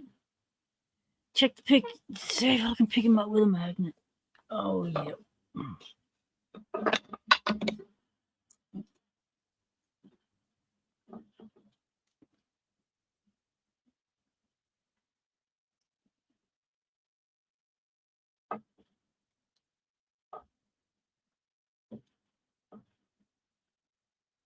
Yep. Okay, steel springs. Now, let's work out the bitting on this key first. Then we can ascertain what we want the 6 pin to be.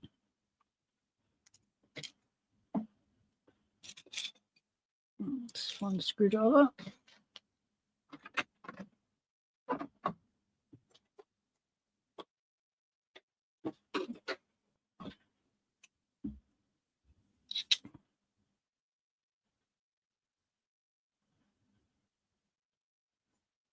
I know. Little things can just trip you up. You don't have to come out.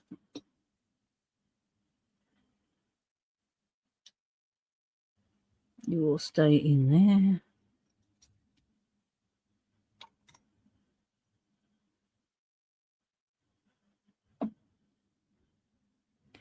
Okay.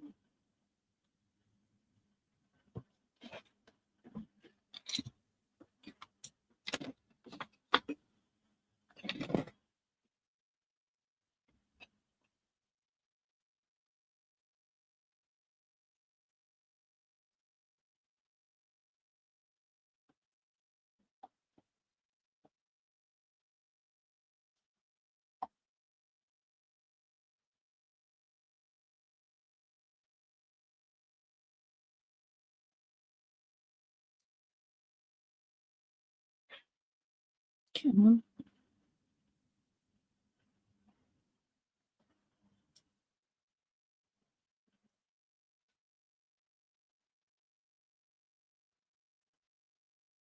Come on. All right. You can sit there nicely. Shim it.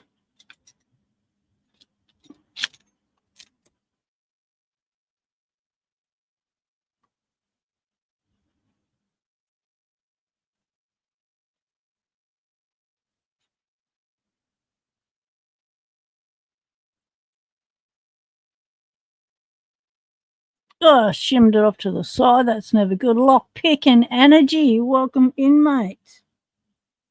Good to see you in the Locksport Hangout. We're making a key for an old Lockwood 234 S45 padlock. Last live stream we bumped it open. Now we're going to key it up.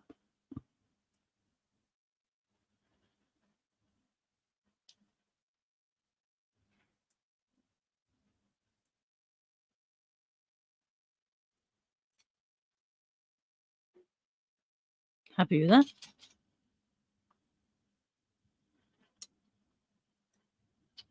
And last time we cleaned it up, so hopefully it's just a matter of pulling the things out this time. No, they're still going to.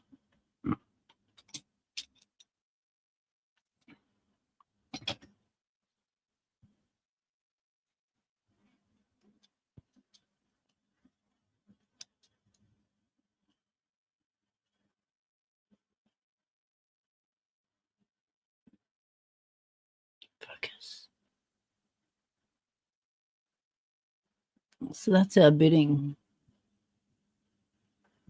Well, some high lifts at the front there.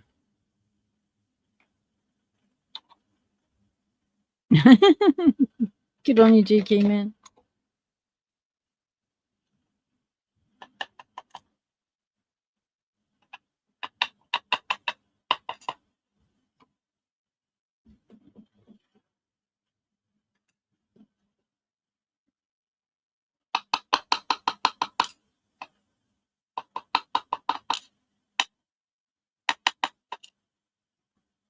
All right, success. No getting disaster. That's a first for today. It's a good start. Right. Still got our drill protection, hasn't fallen out yet, so that's always good.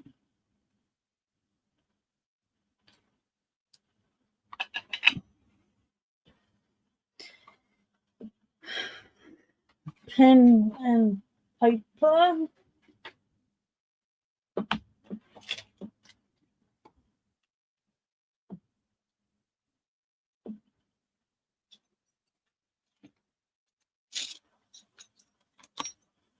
So what we want is the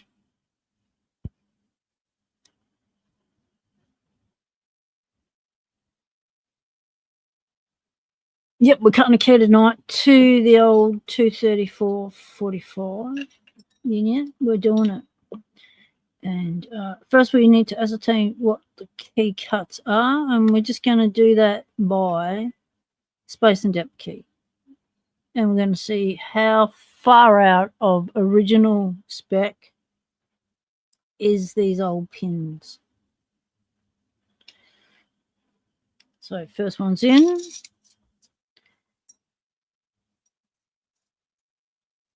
Okay.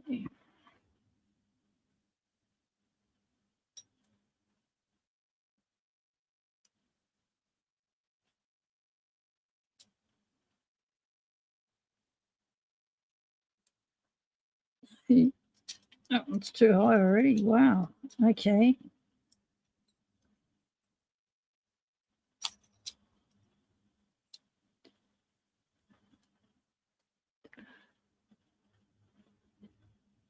Well, it's not 0-bitted, so that's a 0.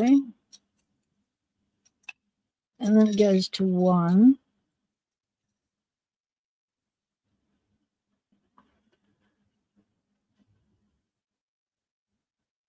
That's just a fraction too high.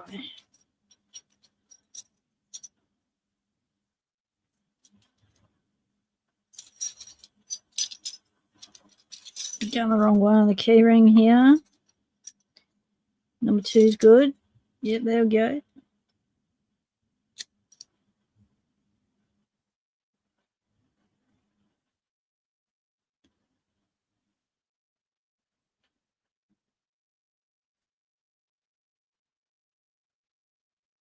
See, to me, that's not right. I guess it is. The key's pushed all the way in as hard as it can go. But there's still a fraction of a little lip.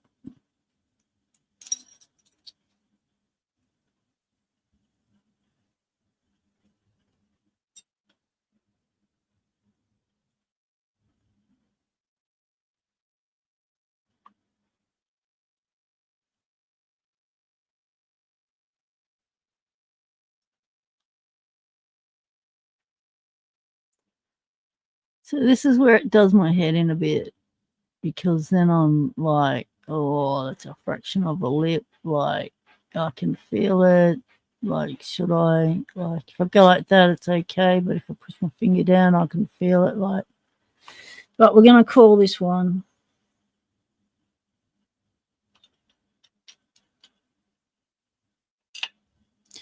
So we'll call the first one a 2.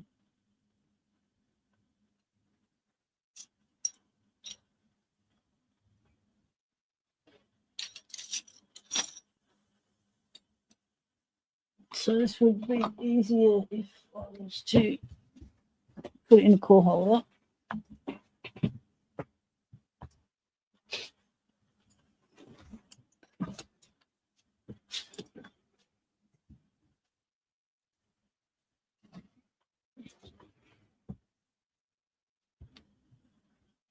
Yeah, I'm reverse reading, so I'm reading it via the pins. So this is an old oval, Lockwood oval that I shaved down, opened up, core holder. So if something turns, I know it's okay. If it doesn't, it's not okay.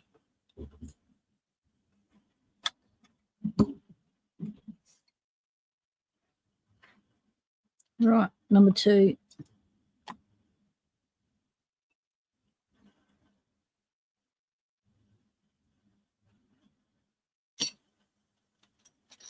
Let's start with the 3. Whoa, what's that say?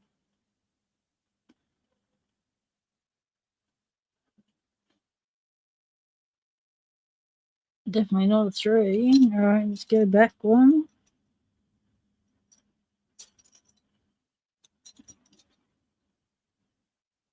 Oh, you're 2. Even higher on the 2. What? We go down 1. 4. Went the wrong way. That's not helpful. Try 4.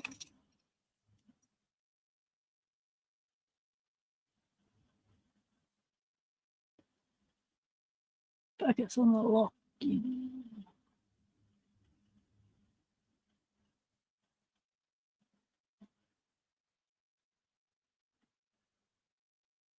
Yeah, we'll call it a 4.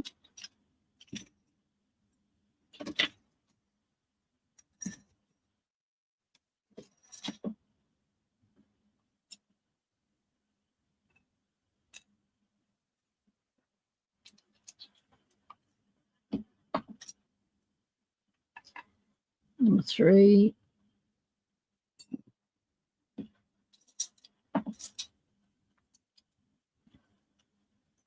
Start off with a 4, see what happens. Ooh, that looks all right, actually. Number 3 is a 4 too.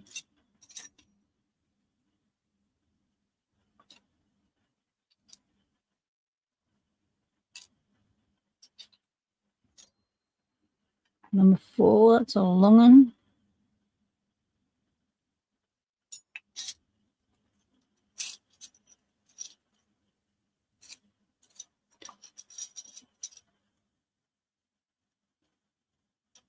The larger the key number, the longer the pin. Oh, good. Okay. It's a good thing to remember. All right. So the larger the key number, the longer the pin. So it's going to be a short number then because it's a long pin. Gotcha. Whoa. Okay. Yep.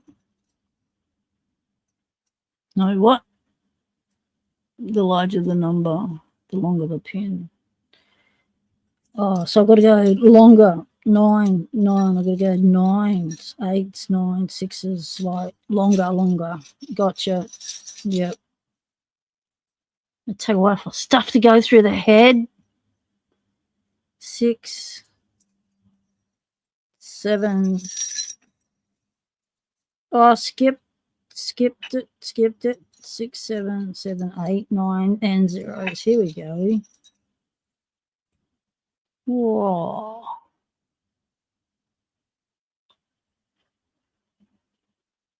No.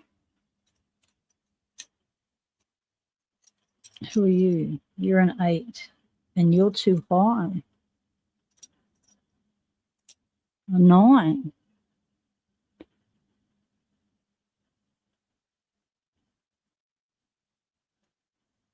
It's a 9.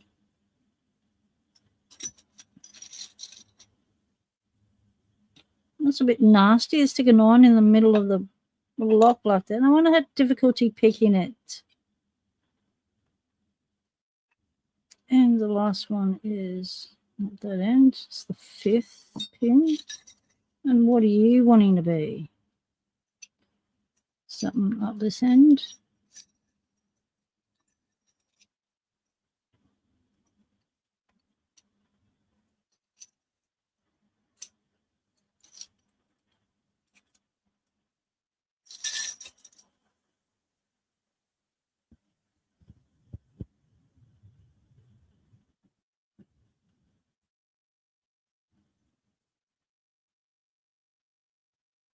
All right, come on. All right, there we go. And boom. That's the one. You are a 5.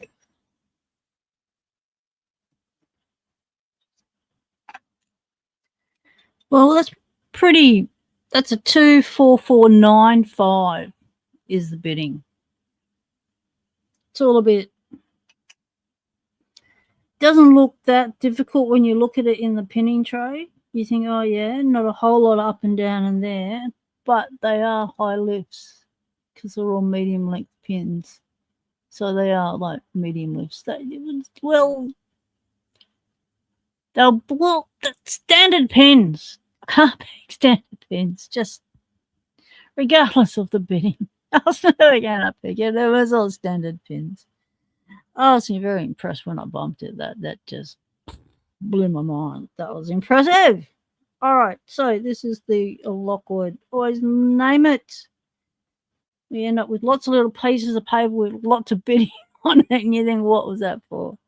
That's the old 245 S45. Thank you for coming. Now, what would be the number of the pin that would stick on the end? She came in and says, later when you get a chance, put a key ring tag on that space and depth set between 0 and the highest number so you can always find 0. That's a great idea, GK man. Yes, indeedy. So I can find my way back to 0 easier. Excellent idea. See, I put 0 on backwards, but that still doesn't.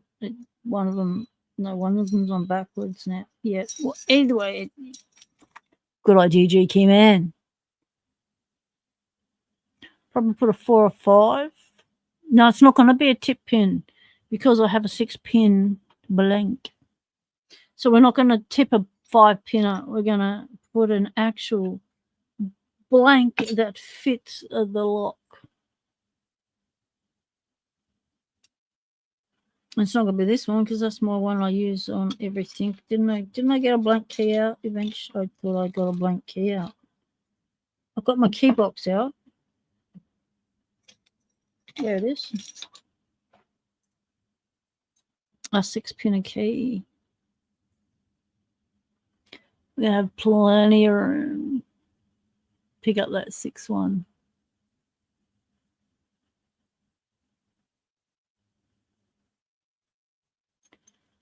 So now what we do is we pop it in there like that.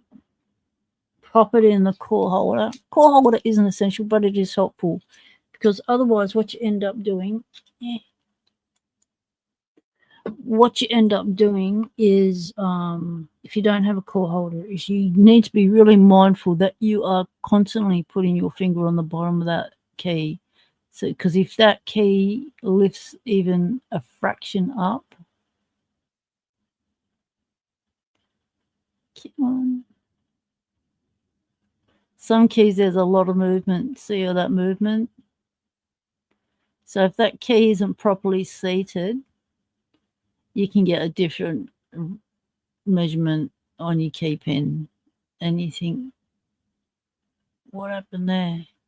So you got to always have it, keep your finger on the bottom of the lock and one on the top of the lock so you don't lose your key pins or your jaw protection. Right, let's so what key pin would you recommend, GK man? Yep, just pick a depth and cut it. Just pick one. Just pick one. All right, chat. What sort of key pin should we whack on the We'll just have a medium one. So might not make it difficult, shall we? All right, let's go with you. Who are you? You're a 6. All right, we'll go with a 6. No, there's a 5 on the end. Do we want to go with a 5 and a 6? No, we don't want to go with a 5 and a 6. There's a 1 in between. So we'll go with, we've got a 2, 4, 4. We've got no 3s. Where's a 3? What height does that look like? Oh, that's a high lift too. Oh, high lift right at the end. Jeez. All right, well, let's go for low lifts at the end. So to get a low lift at the end, we want one of those. So we'll go 6, 7. We'll go with 7. Yep, don't need the tip. It'll be normal cut. We'll go with 7.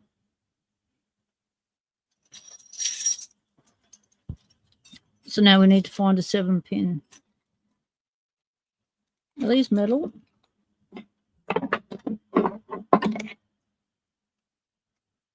No.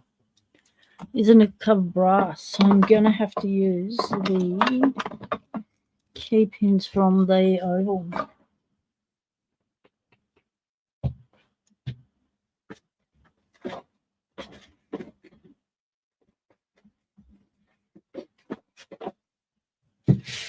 So I think they were steel.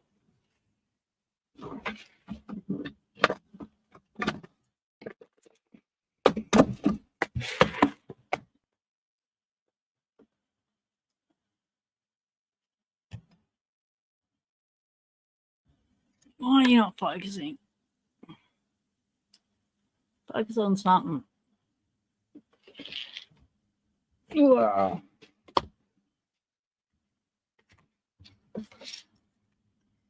Okay, so these are from the oval. Will these work?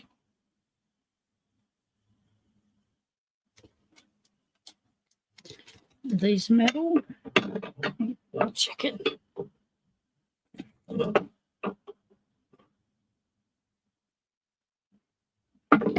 I can't tell.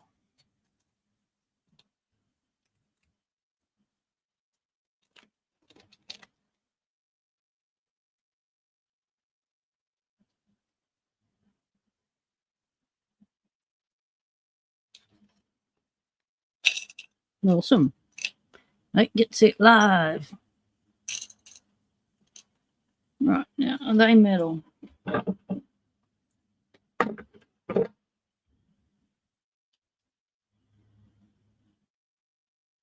No.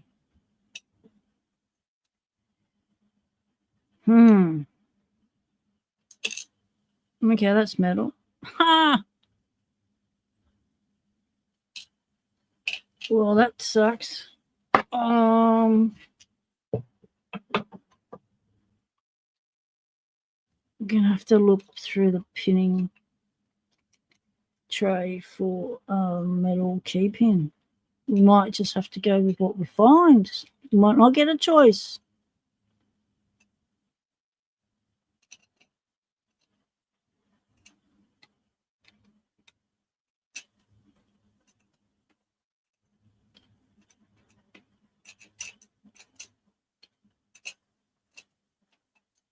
These seem like chrome shinies, whereas the other one, they're more dull shiny. One's probably got nickel, one's got something else on it. Now have you got your 2 screws? Yep.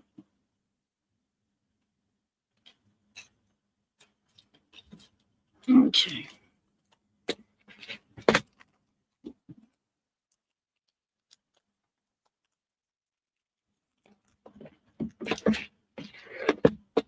So I wonder if any of the pins are magnetic.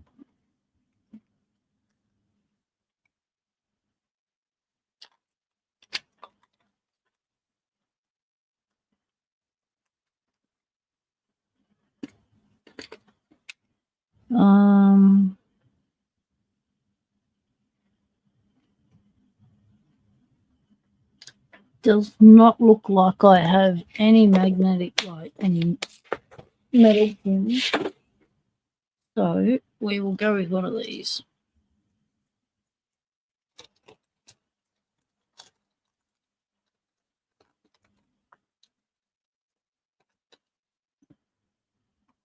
So what lift is that at the end?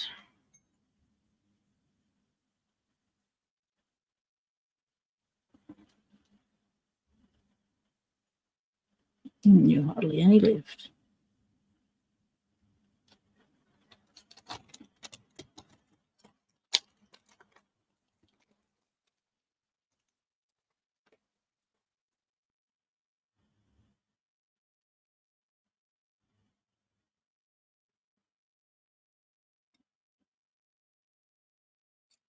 Yeah, you're all right. It's a deep enough lift to be a lift for the back. Yep. So what are you?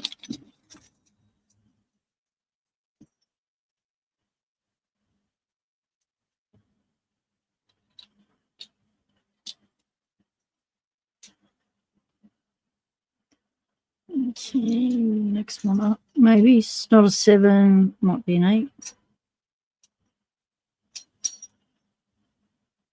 No, 6.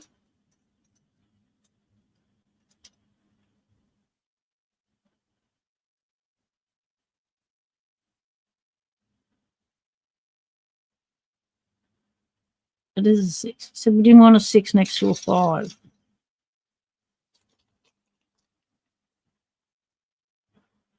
Right, let's just put some pins in, or put some keys in and see what's what size.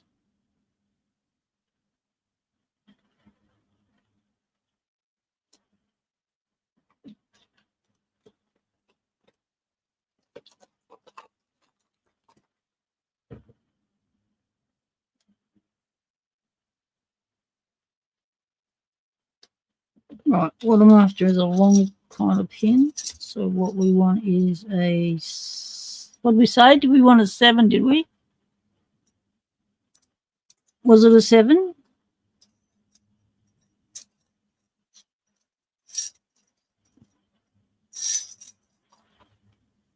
Let's see if any of these pop up as a 7.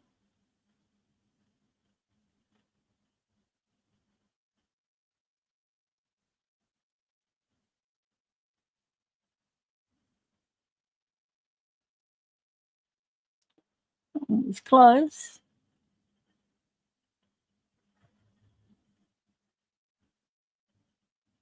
Oh, that might be it. Hang on, we might have a winner.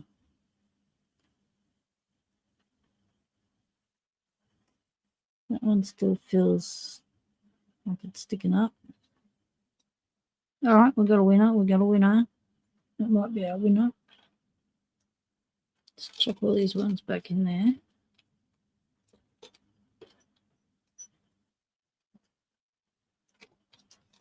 Let's do that up before we have an accident. Oh, no worries, Grouchy. You haven't missed anything yet. We're still sorting out the final pin. We're going in for a 7 for our 6th pin. Do we have it?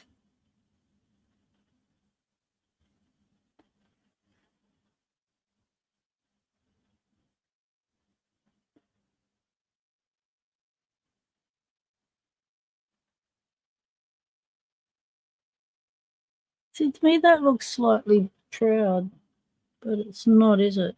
It's definitely spot on. It's more spot on than any of the others.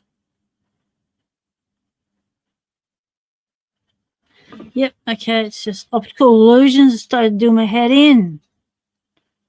All right, let's get this key cut. So we're calling it a 7. 244957.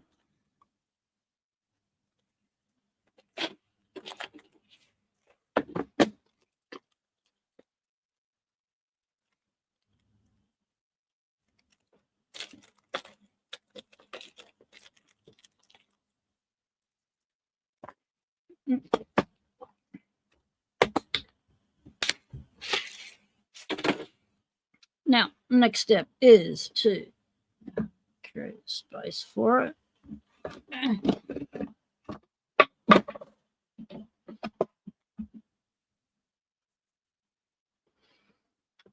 So now we know what our key cuts are going to be. Let's just move this to a safe location so we don't knock it.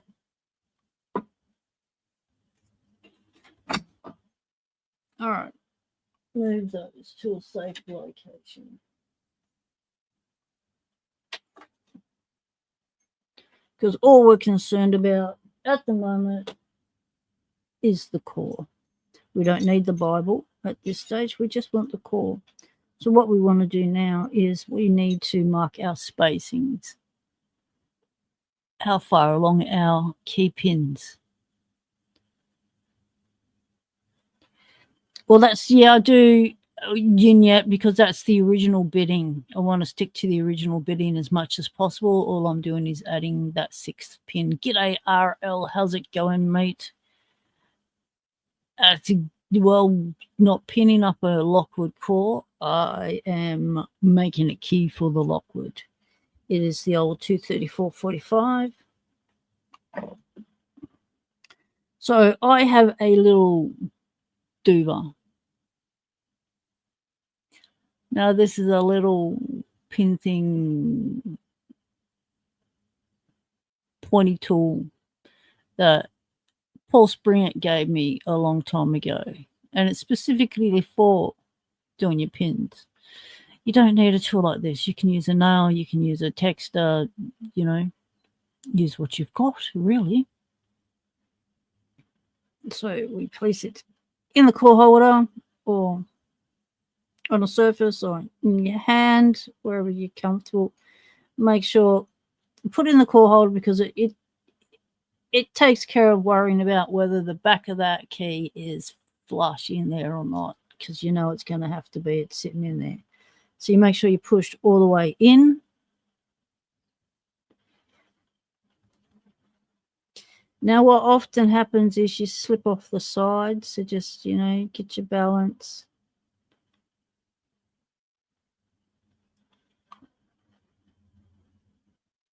Grab your whacker.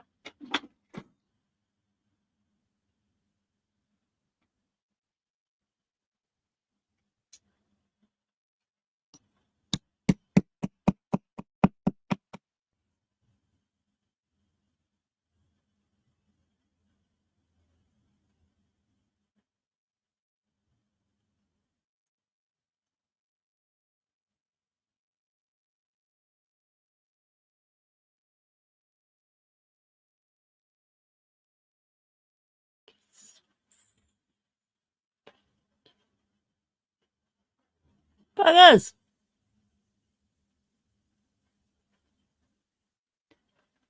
Tiny little dot.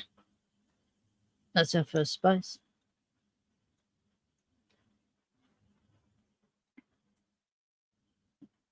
So we just go along. So I always make sure that as I'm pushing my hand along, that these fingers here are actually in contact with the face front of the key bow, because I'm pushing it that way to make sure it doesn't slide out any that way, so I can maintain my spacings correctly.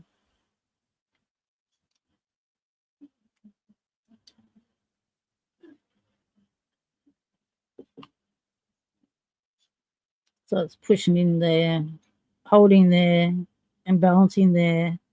So it's a 1, 2, 3, 4 finger action on the left hand, and a double finger action on the other hand.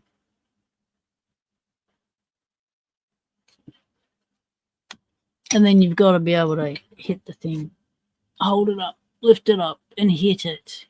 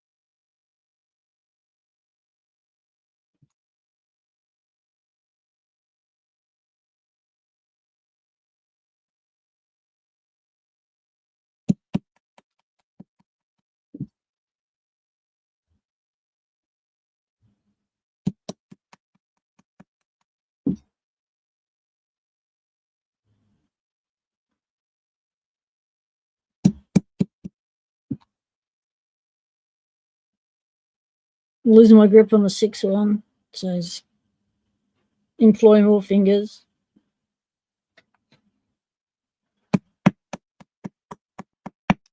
because the 6th one might want to try and push out, so you're fighting against a little bit of force there.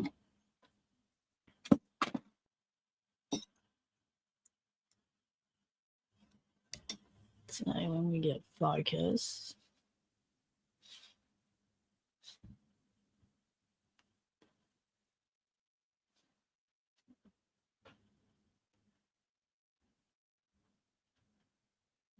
so then what I'll do with my dots, I'll make them visible.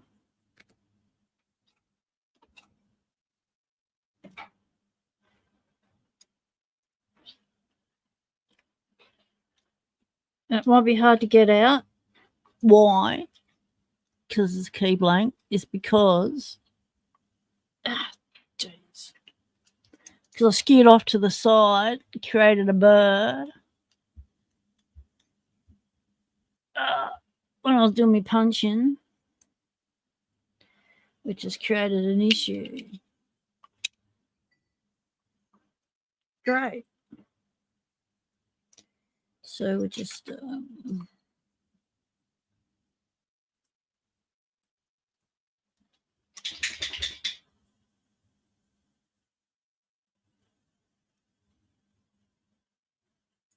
how do we get that out now?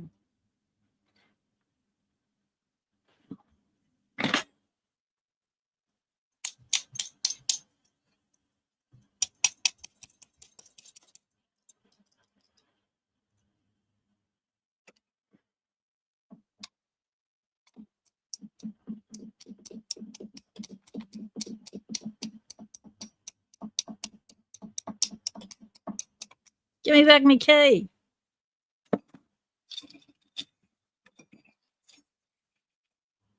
All right, getting out the surgical tools now. Yeah, I hit it too many times. It's over enthusiastic.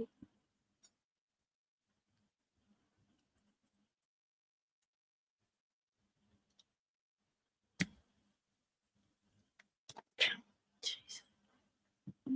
Well, that works. So don't overhit your Watsy, because you could end up with a little bit of a thing going on in your lock lap. All right. So next thing we do is we find our marks.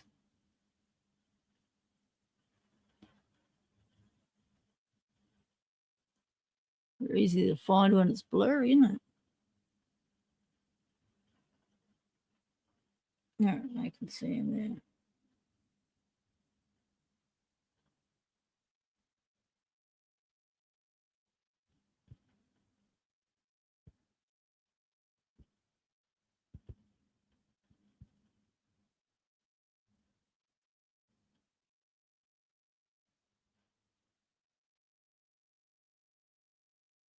It's right on the end there. Is the pen gonna work? Come on.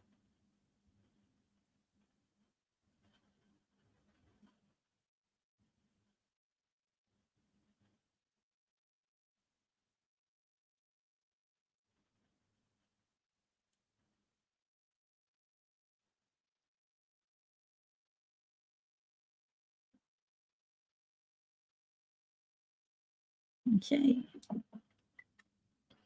So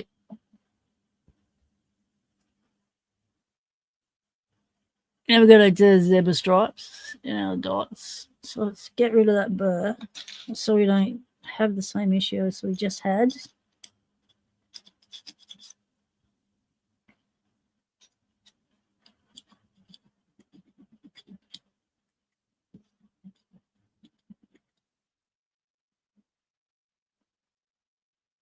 Let's make sure we can run it in smooth because we don't want any issues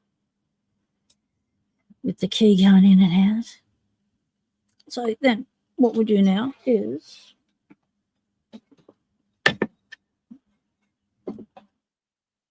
grab a board, get on board, all aboard, grab a board. So this is really good for fiber. Microfiber cloths are really good because they help you to collect the lock dust. And there's a lot of it at times. Might not be a lot today, might be, who knows, but it's there.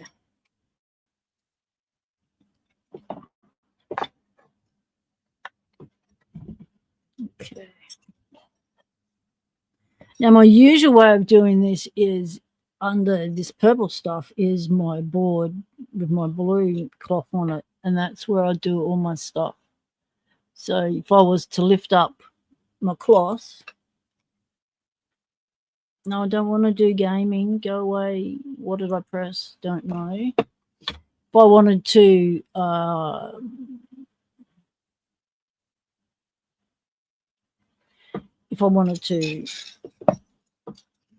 I forgot what I was saying. I got totally distracted then. Sorry about that. It happens at times. The thought goes, it's gone. You know, don't try and chase it. You're chasing your tail.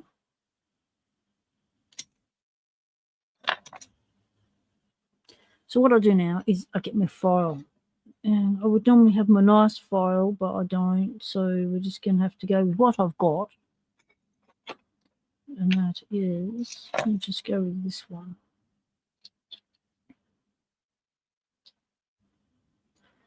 So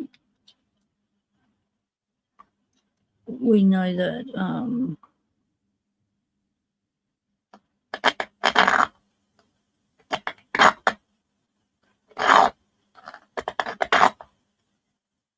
there's no zeros. So we can be okay with this first cut.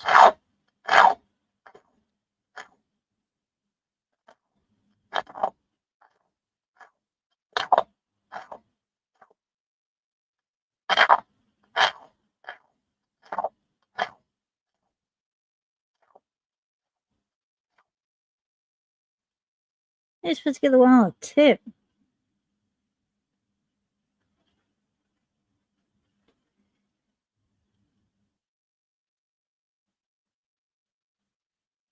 Carefully.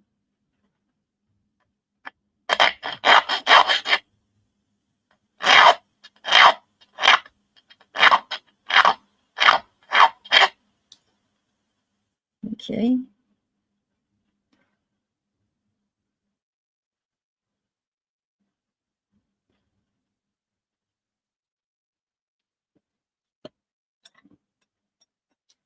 So what I would normally have done with my other, well, this one's rounded off. This one might work. With my other one, file was, it would give me that flat bottom.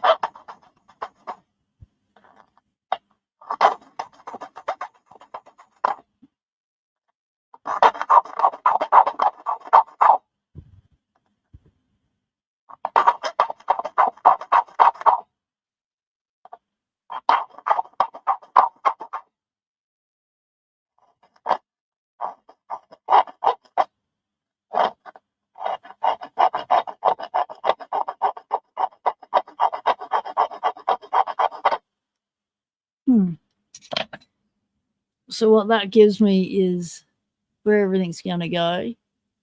So now I know of my space, my depth. So we're going to use the depth keys. So if I was using the key and just the pins, I would continue to, and I didn't have a Lishy cutter, I would continue to file one pin at a time until it was seated properly.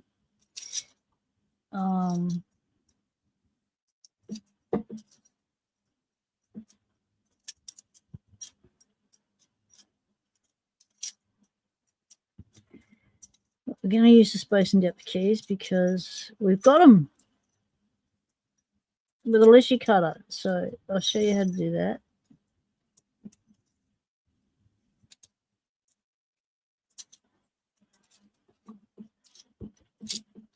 So just take them all off of there. Easy to access. So what we want are 2s, 4s, 9s, 5s, and a 7. So this is how I do it.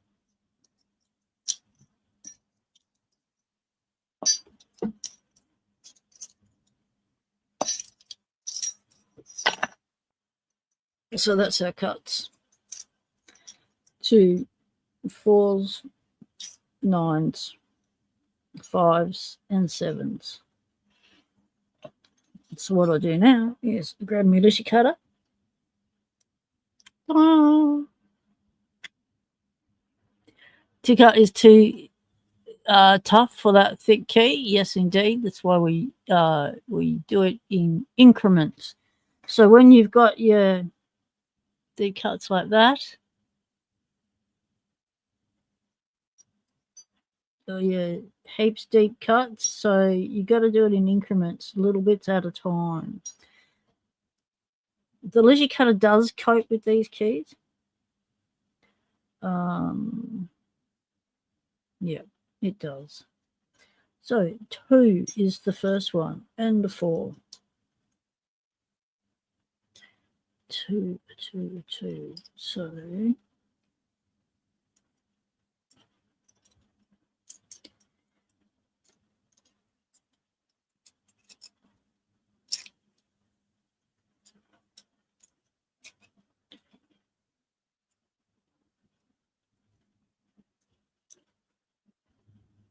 just remembering how my system went.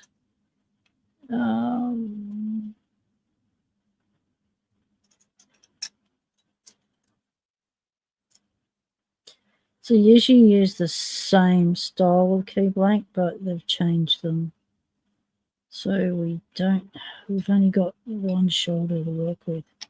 So what we do is we put our key blank on the bottom. We put our space and depth key on the top.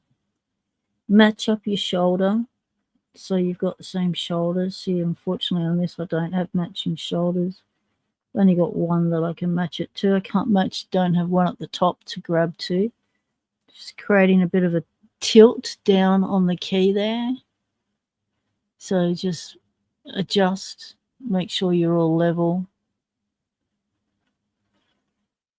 Adjust. So sometimes it's really good to clamp these two keys together if you want.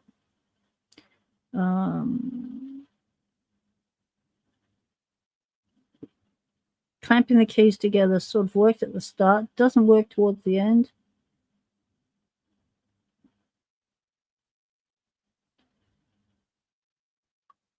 So once I've got them level,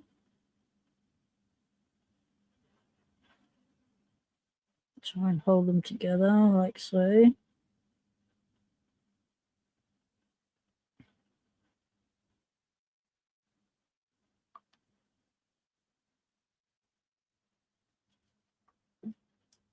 Then I go up to my first cut, which is there. Put it in the receptacle.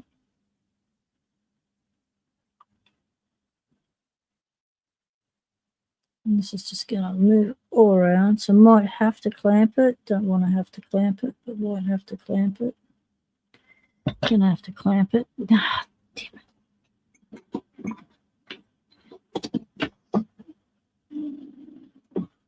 Maybe I can clamp it with those.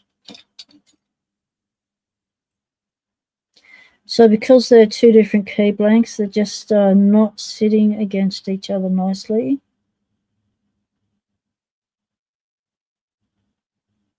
You can also use your tip as a tip stop if you've got no shoulders to work with that have been nice to you.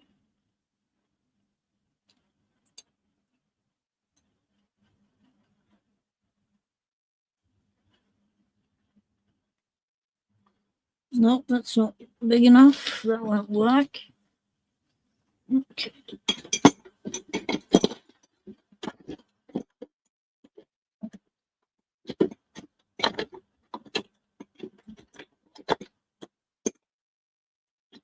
Come on.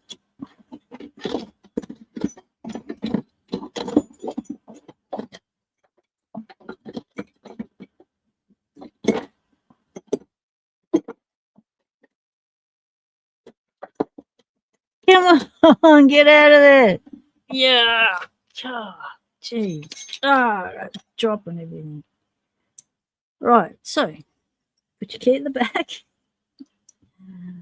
Line up your keys. Again, get them ready for your depth. Go on it.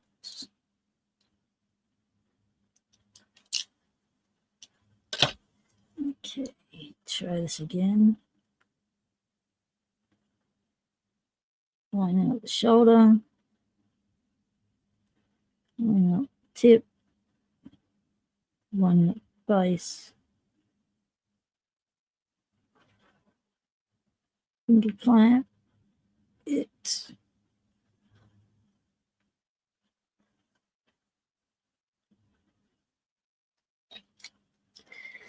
So the reason why I don't like using vice grips on these is because they do leave a mark on your key. You can avoid that by putting tape or something on it. I guess you could do that.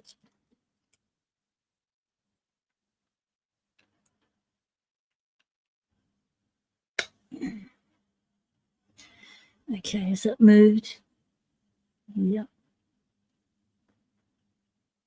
So let's fight the back. Ah, great.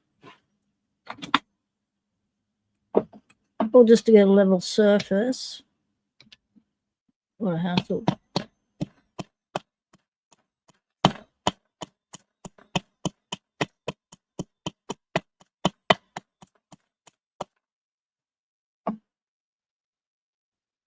Okay.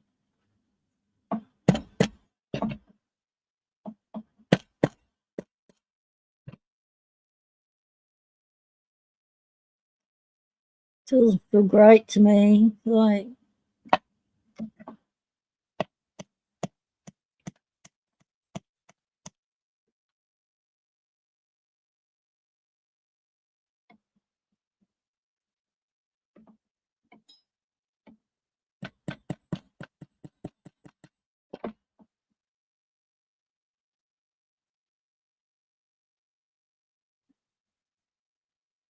okay.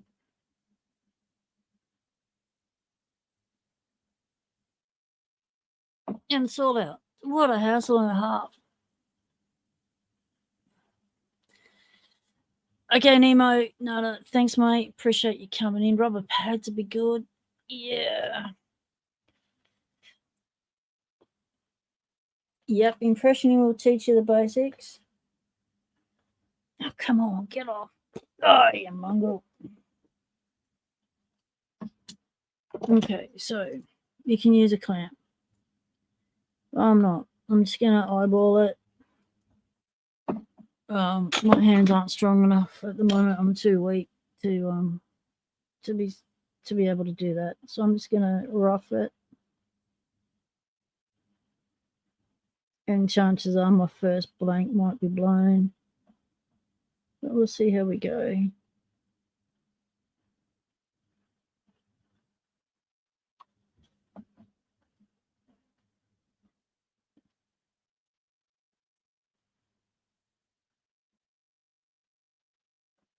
So once I get in position, I clamp it. I don't snap down just yet.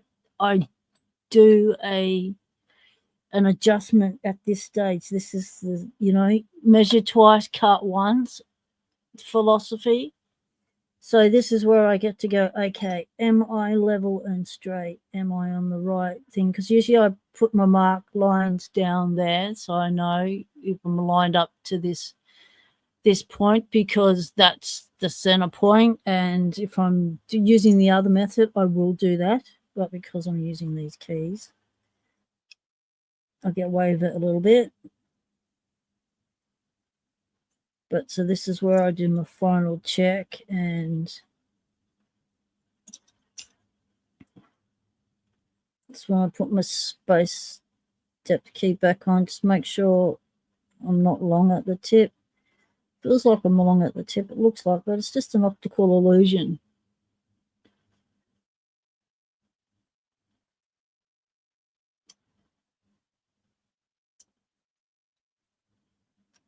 I reckon.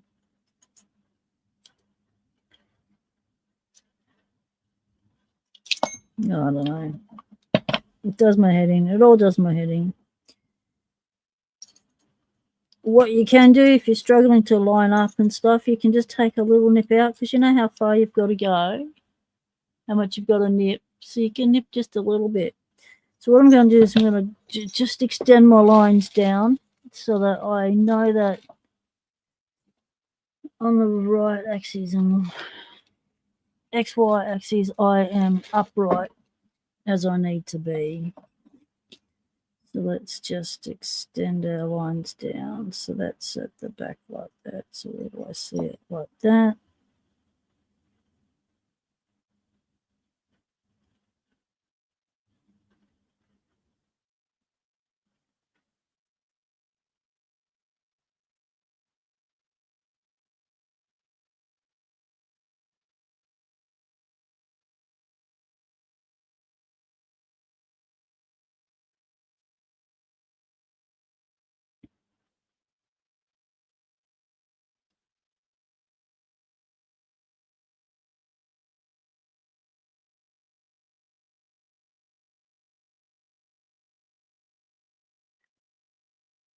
Okay.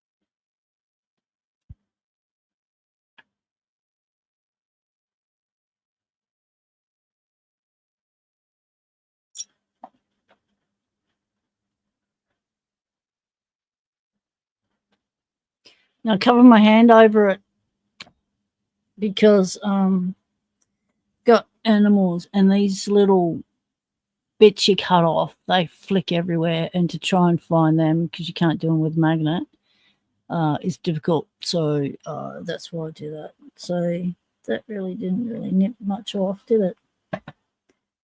So we'll probably do that one again. Let's see what we did there.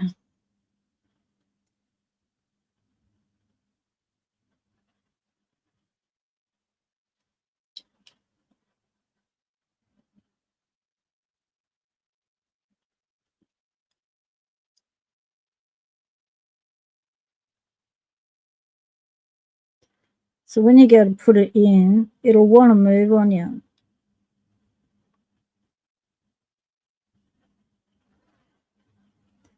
That's why it's good to clamp them both together, so it doesn't want to do it.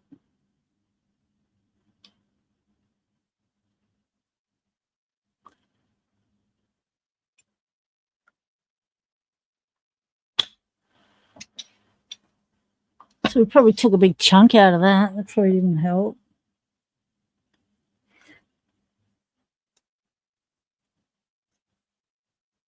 Yeah, it might have gone a bit too far in the first cut. Let's check with that first pin. Let's see if we're happy. If we're not happy, well then we know we've blown our first blank. And we were expecting it because it's that kind of a day.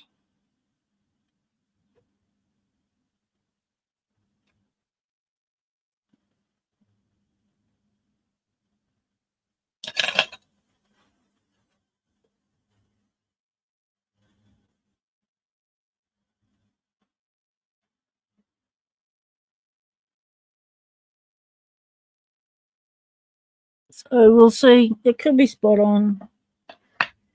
Don't know. It looks all right, but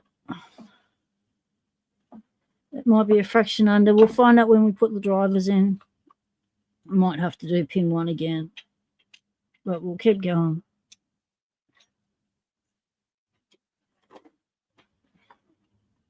So I like to come a fraction under so I can fold them to flushness. Right, let's do the next one is a 4.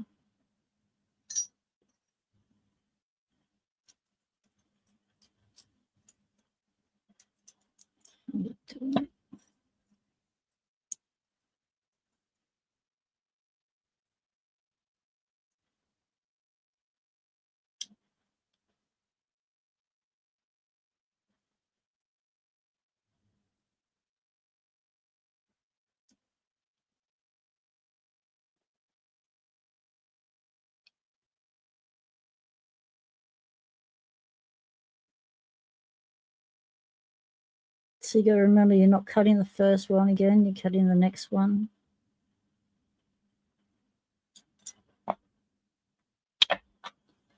Right, didn't do anything either. So let's try that again.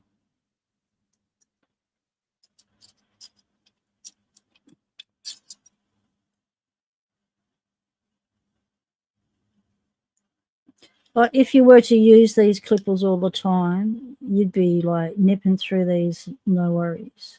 But when you do it, you know, once every few months,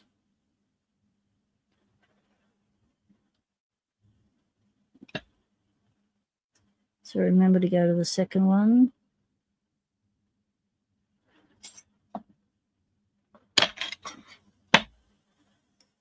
All right, we'll see how that goes.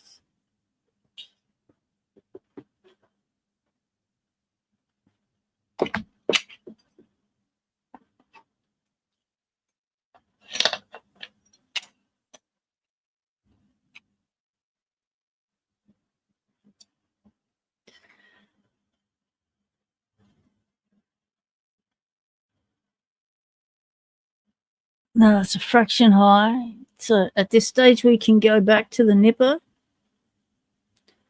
or we can do the file. So at this stage, I would probably prefer to have a look at how much I need to cut off. And if it's a lot, then I'll do it if it's just a fraction, which it looks like it could be just a fraction.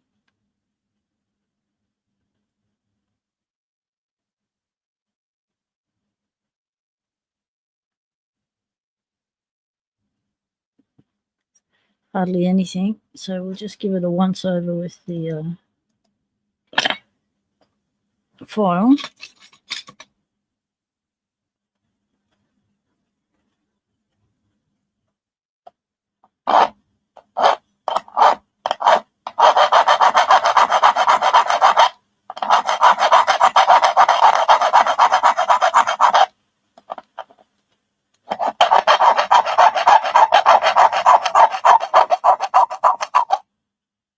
Right, let's check it.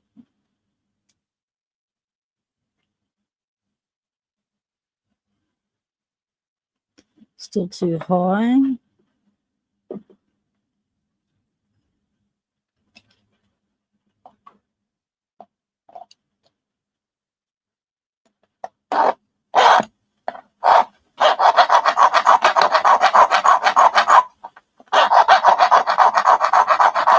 So this stage is where I do my when I start to pay attention to my angles, so my side angles. So with these Lockwarts, it is an 80-degree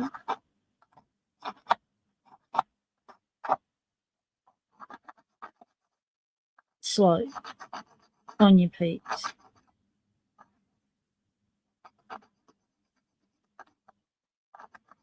So when with the file that I use to do my peaks that I can't find, what is good is I have one side that's not got any file on it at all.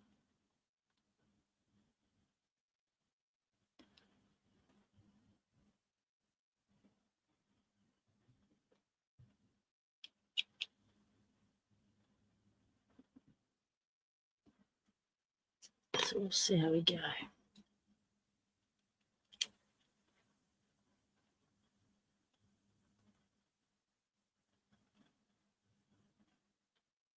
Beautiful.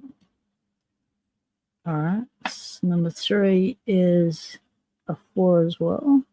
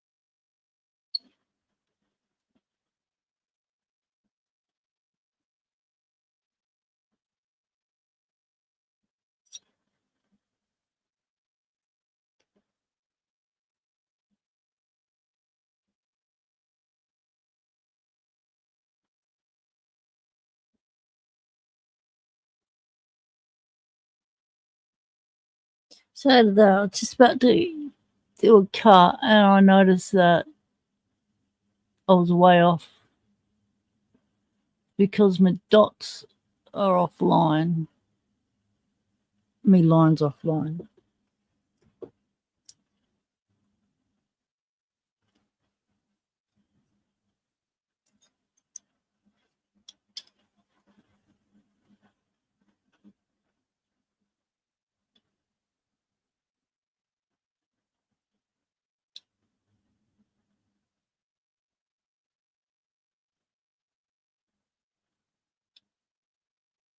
Come on, balance up.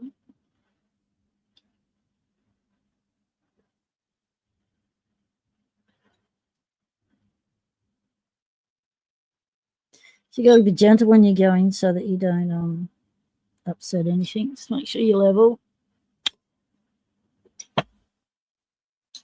Okay.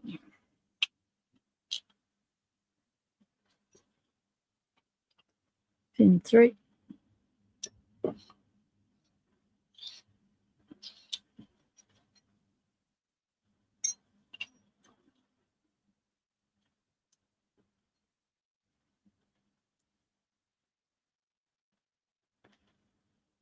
A bit more.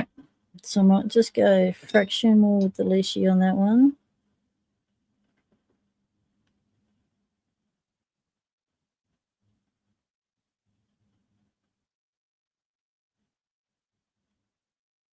I was really cautious when I do a nibble. Yeah, I'm too cautious to do a nibble. So that's why I just go back to the file.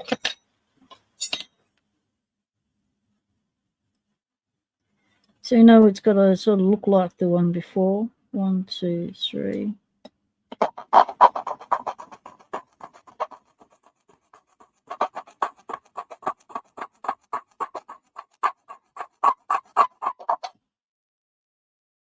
And the sides.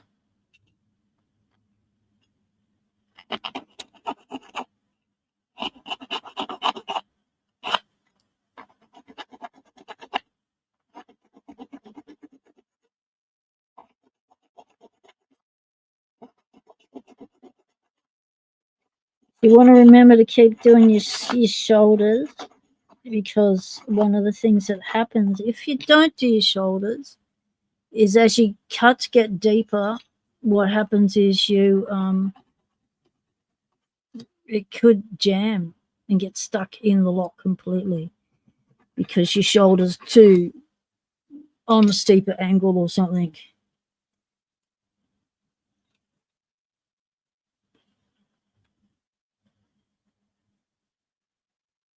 Oh, beautiful. Just like a bought one. Lovely.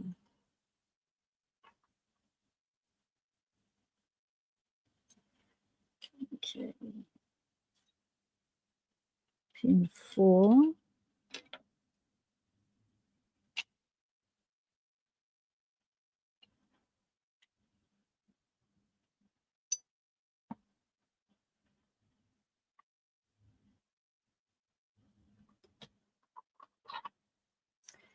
And 4 is a 9.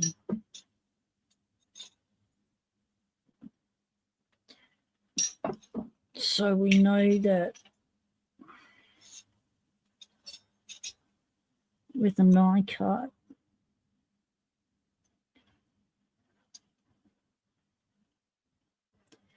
in a lockwood, a 9 cut is the deepest cut. So as you can see, there's the line that's got to be cut down to, basically. How much needs to come off. Now that needs to come off in quite a few cuts. It can't come off in one cut. The less you just can't do it. Well, it does. It can do it, but what happens is with the deep cuts with the leashy, what it does is, well, it might not do it on these keys, but what it did on the other brand of keys blanks was it actually deformed the key blank. It bent it, and you had to bang everything back and then file flash at the sides.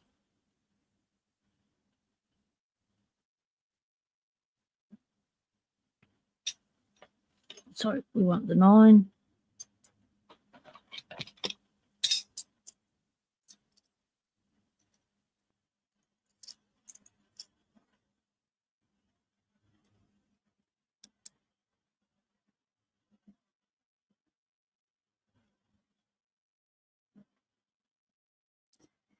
And you got to get your pin right too. Don't cut it in the wrong slot because you'll be upset with yourself if you do that. 1, 2, 3, and 4. Get yourself lined up. Back it off.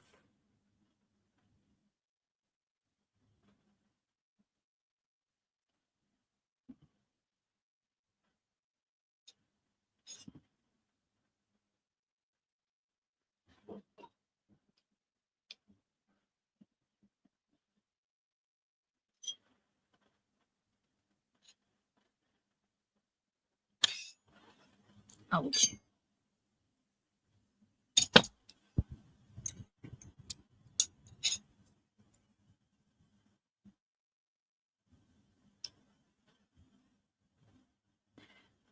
One, 2, 3, and 4.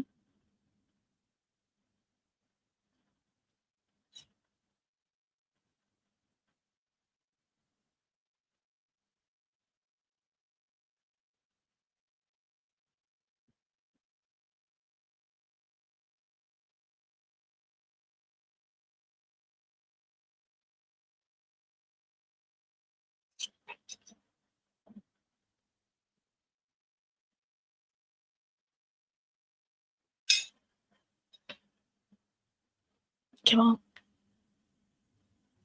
Ugh.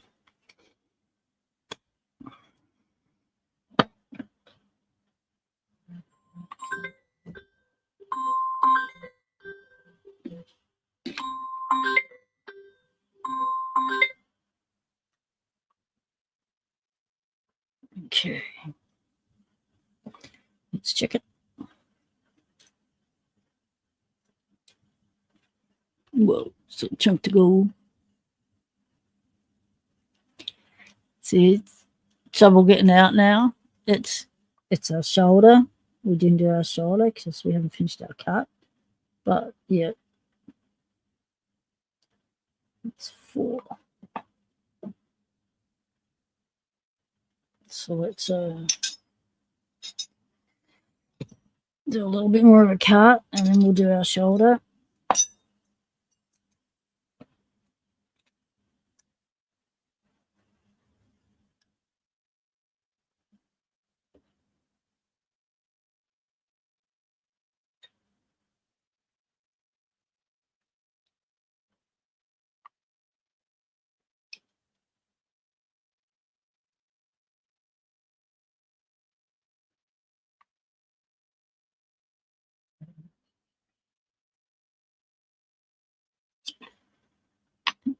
Eyes are a little bit too blurry today. Black Smoke Joe, good evening to you. Welcome in, mate. All right, let's do our it's a massive cut. Let's do our shoulders.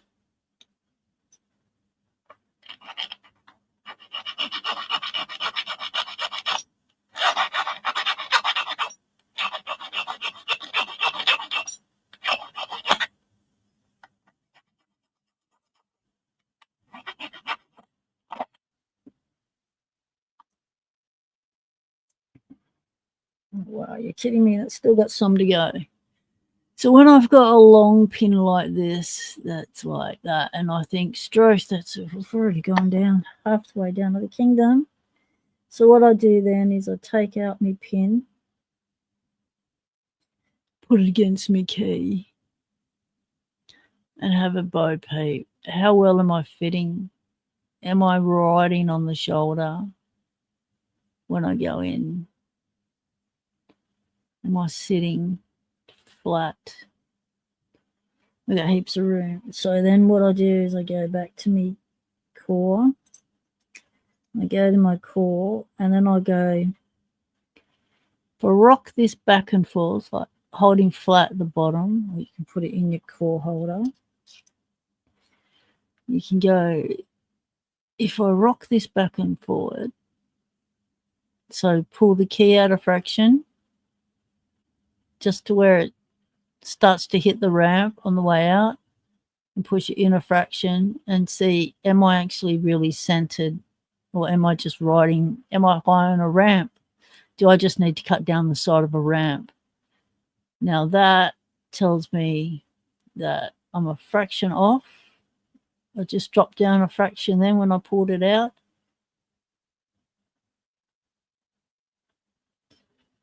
So I just need to adjust me ramp.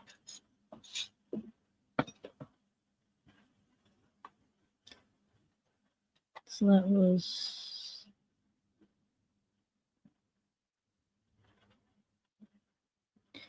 that's my inside ramp.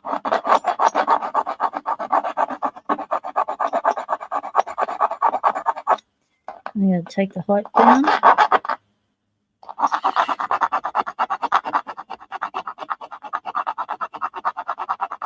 Yeah, I forgot to put the notice on Discord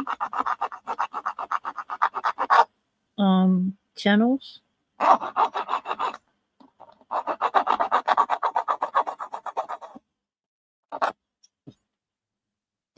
Now you go slow and steady and a little bit at a time, because you know all you need to do is stuff up one of these and then you're beginning again.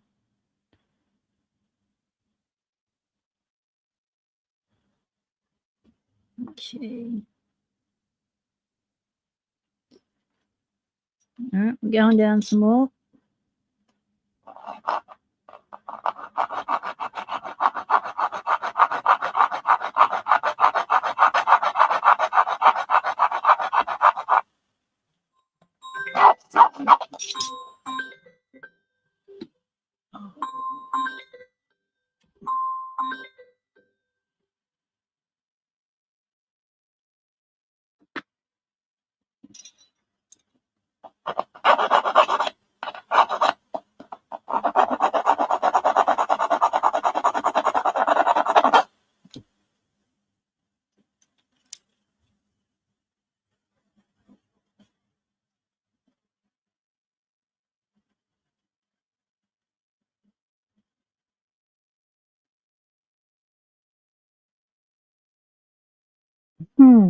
Fraction more. This is when we don't go full of the gun. We just steady now.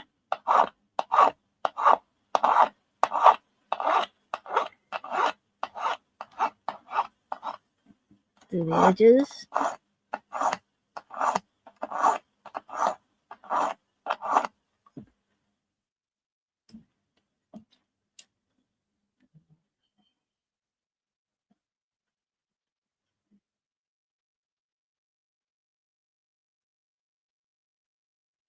Didn't do anything.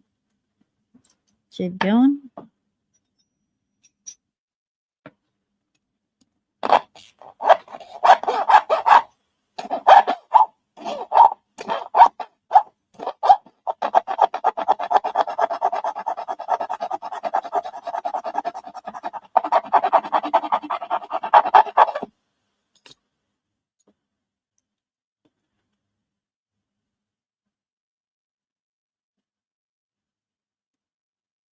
Whoa, that's close. Just not turning. See, that's where the advantage of a core holder will come in handy, especially one that's made that specifically come from the lock will be helpful. Because your eye thinks you've got it, but you really haven't.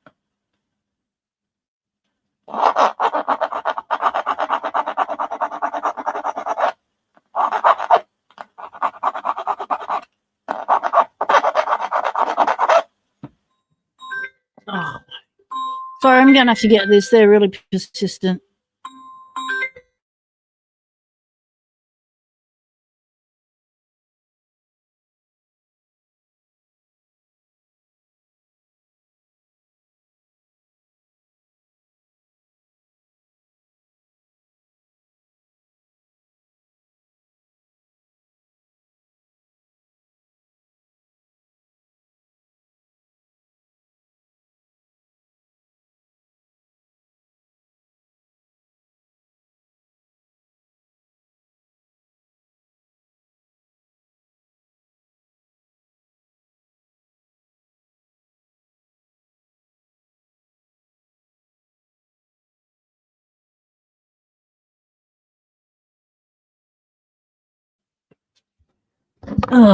Double booked. I've got an appointment that's happening on the phone right now. So I'm going to come back to this later. So I'm going to have to call it right now and leave you in suspense in the middle of the lock. If I can get back to it later today after this appointment, I'll re-continue the live. I'll put it back on. So thanks for being here, everyone. I definitely want to finish this today, so I will be returning. So this appointment's probably about 40 minutes, 45 minutes, and I shall